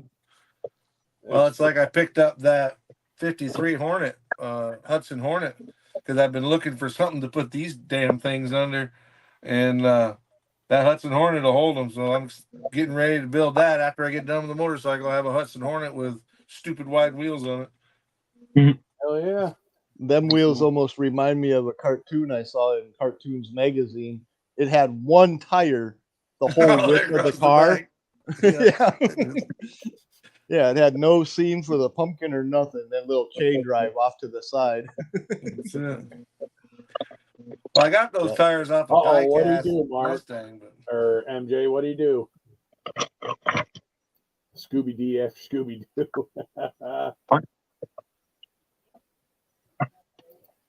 Yeah, no kidding. But that's why they call you the Grail Hunter for a reason. Yeah. Oh, Afraid of the Dark. What the? Yeah. Speaking of Well, Grail, it seems my Grail is impossible to find, or one of my Grails is impossible to find because I can't find it anywhere. I've never seen it at a show, and I want it worst in the world because I got the sister to it, but I can't find the other one. Which one? What is it? It's the Revell 1/16 Giant Tracks. If you remember, they had heavy truck. Yeah, it's a monster truck. We got the tan one or the yellow one? The yellow and brown, or yellow and black one. Yep, I've got the Swamp Monster. Yeah, Terry's laughing. Terry's laughing. He's Terry, got the one. He's got it. Everything. If you guys, that is let me tell you, brother. Look here. Let me just show you. Let me show you one of Marcy's right quick, and I do have the brother. Yeah, I've seen the uncertainty 3D print. See, Mike, I've never been that big on that car myself. See, that's the one I have. I have that one. Yeah, I got that one here. But yes, it's the twin brother to it. It's literally the same model with different decals, and it's got a topper on it. Yeah, it's got a camp. It's got a camper on it, and it's got like a tiger claw down the side of it. No, it's a tire. There's track. Also the High Sierra, which has the smaller tires. Tracks. Yeah, that has the same giant tracks. Yep. And the same. Well, if you decide to ever be shed of that, let me know. That is absolutely one of my Grails. I had them both when I was a kid. Now I've only got one, and I can't find that giant tracks anywhere. I can find it as quick as possible. Well, you let me know what you got to get for it, and I'll save up my nickels and dimes, and I got to have it. So. Well, I know me and Terry talk. I want something different. Actually, if you and I don't know if Josh is ever gonna, and I'm sure he will because I actually give Josh Morgan that kit. Okay, nice. I actually give Josh Morgan that kit. I've got another one, but I'm just saying. Well, I'm interested for sure. Like I You said, that is one of my holy look, grails. guys. I'm gonna say this again. If you've had it, thought, and think that you can't find it, ask the question because it's a possibility I might have it. Mm-hmm. I'm just saying, not bragging or nothing like that, but I'm just telling you. I love that kind of stuff back in the day. If you don't have it, Doozer might have it. Yeah, yeah. He's got a fucking house built around his collection with a Yeah, bed. I mean, I wished I had it here so I could actually show it to you, but I got it. Well, I got it. Just let me know, bro. I hear you there, Jeff. Either way. Jeff actually knows. If you even ask Jeff, I give Josh Morgan one at Acme this past year. Yep. Found the next project. The other two I'm looking for are the dirt cars, but they just haven't been repopped in forever. That Mustang that used to be Dick Trickle's, the blue and white one, and then there was a Camaro I that's sponsored don't by have any of Chase. that. Yeah. I mean, I was always a monster truck guy, and Yeah, you got a point today. He does have a lot of kits. Dwayne does. Doozers. He's got Rick 4 Tate. layers thick. So does Papa Z. He's got a lot of kits insulating his one wall Papa there. Z, isn't his real name Rick? Yeah, Mr. Zink. Yes, I met him at. I didn't know who it was, but I met him at JacksCon. Super nice guy. Skeletal remains. Yep, skeletal remains. Yep. Oh, here, let me get. Kevin Smith. I don't know if he got. So when he mailed me my kits, I was ended up getting an extra Scully, a stowaway Scully that he sent me. A stowaway. Because I gave him some money at Acme to mail kits because it was all the shit that I couldn't get into my big suitcase. I'm surprised Rick didn't put big noses on a few of them and let them go as But that's all right. We found shit, what the hell was it? We found a skeleton with no arm and rainbow hair, and this was it. No shit, we almost bought it. And then I found that little Lucas monster truck for Andrew. I got a Corvette kit that I built and threw on the trailer, made it like a curbside. Let's see, it was a kit the Corvette kit that actually had the paint that came with it. So is the skeleton with the rainbow hair? Is that a dead troll? Something like that. It was. We had seen it at yes, dream big or build small. Yes, the 64 Fairlane Thunderbolt. That's the one I picked up. It's in a box that doesn't have any artwork on it. Well, it has it's a white box with black. There's no color or anything. The Blueprinter series or just the generic? Yeah. Yes, Jeff.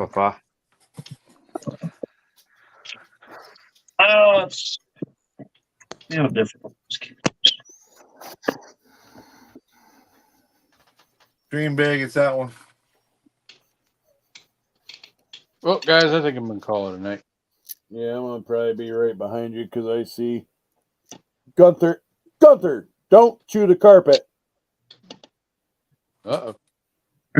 He's got a little spot tore up in the car. I mean, it's an old carpet that we ended up getting anyway, so who knows what the hell's on it, but he's got a little spot and stuff like that tore up, and I thought it was like toy, but I heard like something ripping apart, so I looked and I could see him. He was chewing on the carpet, so where it was all kind of like pulled up, so he I don't know, chews on it. I guess trying to get my attention because I do have the baby gate closed, and because he was being a little bit of shit. He got another little, well, I wouldn't say little trash bag I had, and I think he ended up getting a piece of plastic out of there because he walked out with one of the bags I had like a bunch of sprues in, and I'm like, oh, that's fucking great. Wait for the vet bill on that one.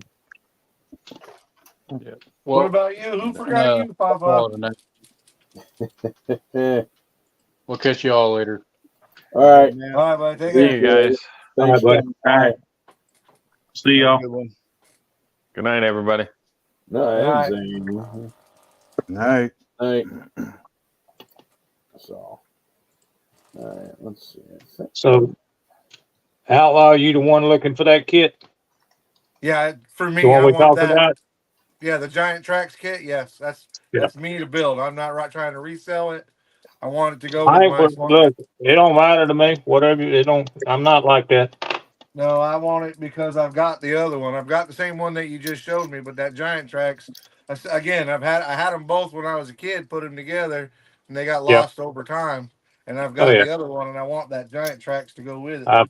I've actually got a few of mine. My very first All right, kit that I ever built, which was a 16th Oh, yeah, scale. no, he Or is. not a But, 16th, I mean, he's but a good dog. You just got to try to, I don't know. I guess that's probably why I don't have kids and have a dog. I got a 8 scale golden T that I built when I was about 8 years old. What's 8 or good, 9. Don? And I've got I've not built anything over a 16th scale. I won this Lindbergh Bobtail T. I won it at a show down in Cocoa area. Yeah, And that's those big yeah. red. Is that the big red? No, it's not the big red. Here, I'll show it to you. It's a big. I've got it's a that big giant red kit. bastard is what it is. I I've mean, got it's two. huge. Oh, okay. Yeah, that's cool. Jeez. Yep. It is cool, but it's probably Yep. one of those ones that'll never. I'll never build it. Yep. I know I've it's got a 2 place of those big reds. That's I funny. talked to They call somebody that once big that was kit interested. a little deuce. Hey, when you're a whole head shorter than everybody, you can almost get in a 1/8 scale and drive off. You can almost pull them in there and drive it around, right? I Yep. had to say it before you did, Oh, Papa. Munch Modeling Man can get in there and drive him around. Just don't let the 8 years old and younger see it. They might think it's a pedal car.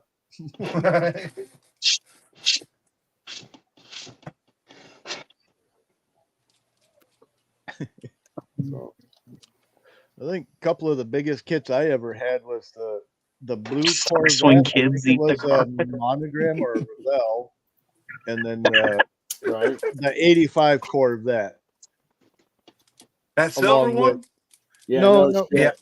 But I saw at the that. same No, time, mine I was ain't gotta worry actually about red. putting through college or anything like that. I want to say it was That's like good the too. Masterpiece series or something, but whatever. It was one of the bigger kits. Yeah, To I me, got several of the Corvettes. You know who's actually got a lot of Corvette kits? Manny Scale Modeling has a lot of Corvette kits. I mean, And that's the Manny, nice what a part super about nice model guy he is, building is you can focus on anything you want: NASCAR, trucks, Corvettes, Mustangs, whatever. You know. Well, I was talking about big ones. Talking about the 8 scale. Oh, Ace. Right, right. Oh, okay. Yeah. Like, Yeah, I got several of the big ones. So I need a You color got the big idea. IROC Camaro too. I do not have that one, but I do have the 6.6 liter Trans Am. Firebird. Yep. ooh, nice. Yeah. I remember seeing that one when I was like 8, 9 years old, and it was like $18, $19.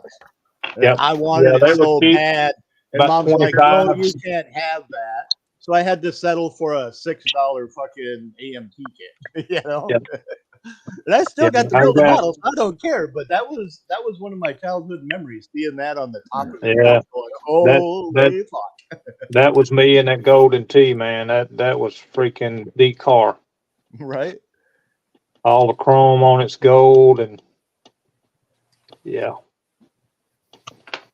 I won't ever forget it because my actually that was back in 72, 73. So do you Yeah. have the monogram 124, 125 scale black and gold 27T bucket? I think it is. Which would be basically the same kit, just a way smaller version, black with all the gold. I've got one. It's got the little trailer, but it's not an old kit. You got the yellow on the box art? I think so. Because that's the one I have. But I have a parts box one of the black with the gold, that used to sit right above my dartboard that had metal tip darts. This is going to be a farm truck anyway, so and it didn't survive when the dart hit the board. Yeah, that's what I'm talking about. Yeah, a lot smoother than they were. Well, I was going to use the newer version to replace all the parts on my black and gold. Yeah, I've got one around here somewhere. It's got the little trailer behind it. Yep. Where I couldn't tell you. It's not here. It's probably up there in the storage, but I've got one. Yeah. That's funny.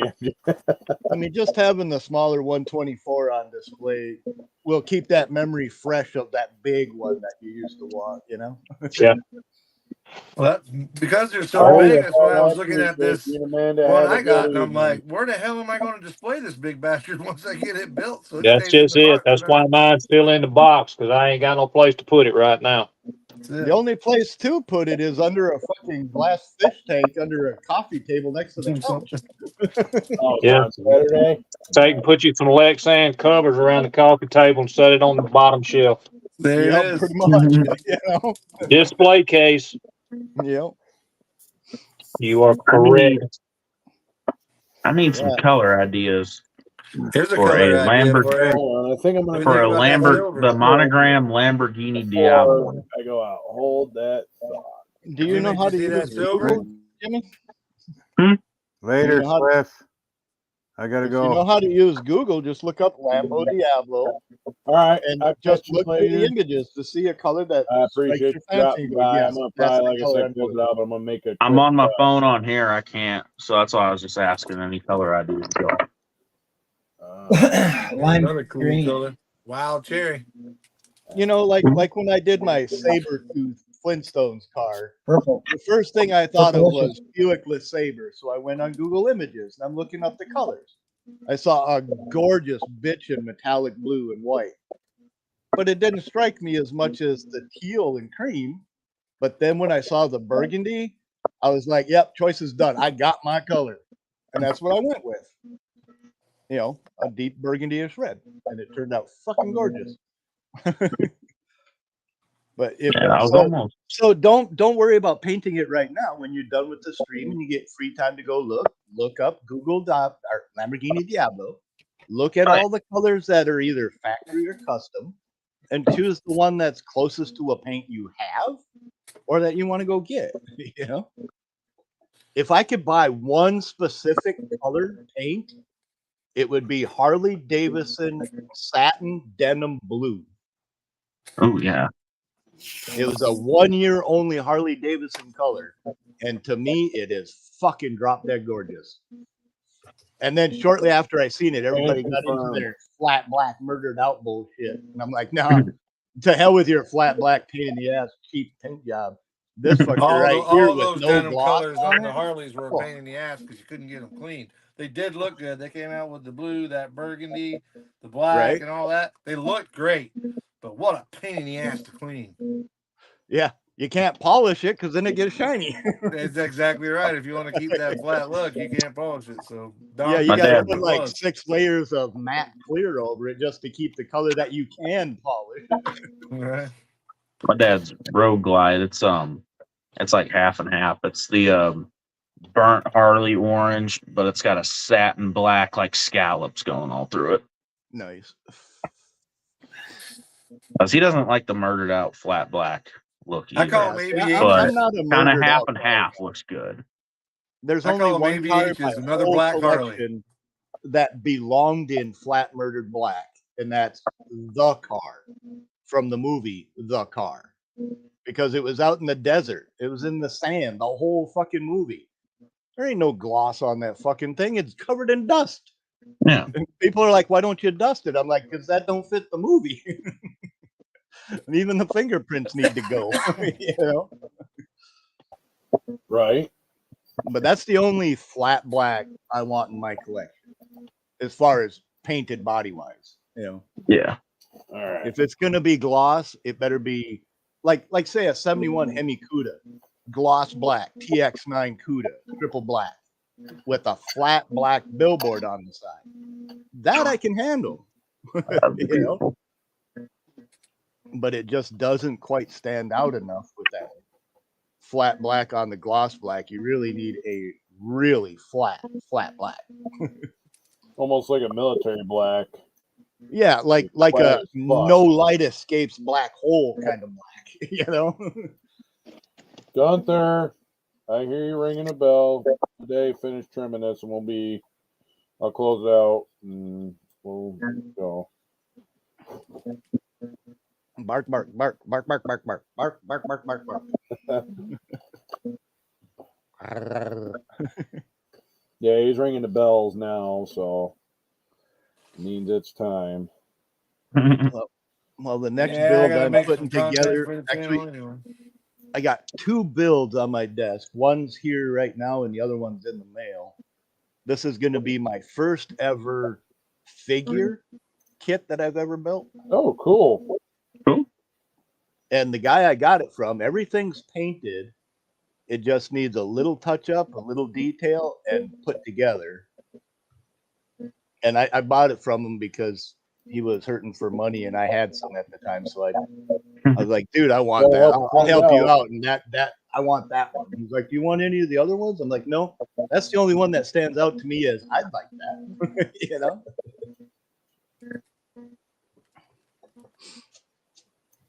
So I'm gonna build a figure. I think it's a 12 inch. It's like 11-inch or 12-inch. What is this? There's got to be either a cat walking through the yard. 9.5 inch tall. All right, Steven, I appreciate you coming by. I'm gonna, like I said, probably close it out here. Somebody wants to take over, do whatever. Yeah, you gonna do it after hours? Yeah, you gonna do an after dark, Fuffa? I thought that was cool that Mike did a late night. Well, late night believe it or not, MJ, he's pretty good as far as that. He only really uses it when he's got to go out. So it's actually been great. So, Edward, thanks for dropping by. Everybody in the chat. Let's see. MJ, Edward, Jeff, Elliott. Baby. Let's see. Who else we got? Mark Butch, Kevin Smith. Ted already checked out. Let's see. Man, already checked out. Don, Buds. I'm just scrolling through the Corey, Jeff, as in like Wood Metal Garage. Let's see. Just scrolling up. And then we got Jimmy and Mike and King Bob and Ryan and Terry too. And if there's anyone else that I didn't go up in the chat, y'all have a good night, and I appreciate every single one of y'all fucking coming and hanging out. Not gonna lie, it's not my fault that you Cliff. Appreciate you hosting, buddy. Hey, anytime, definitely. like I said. Thanks for hosting, Cliff. We appreciate it, man. Appreciate y'all. Thanks for the hangout. Y'all have a good one. Catch y'all later. Take it easy, boss. Terry, let me know. Let me know on that other. Yep, I will. Bye, thank you. Night, y'all. Night. Boot me out. I don't know how to get out of here. Boom.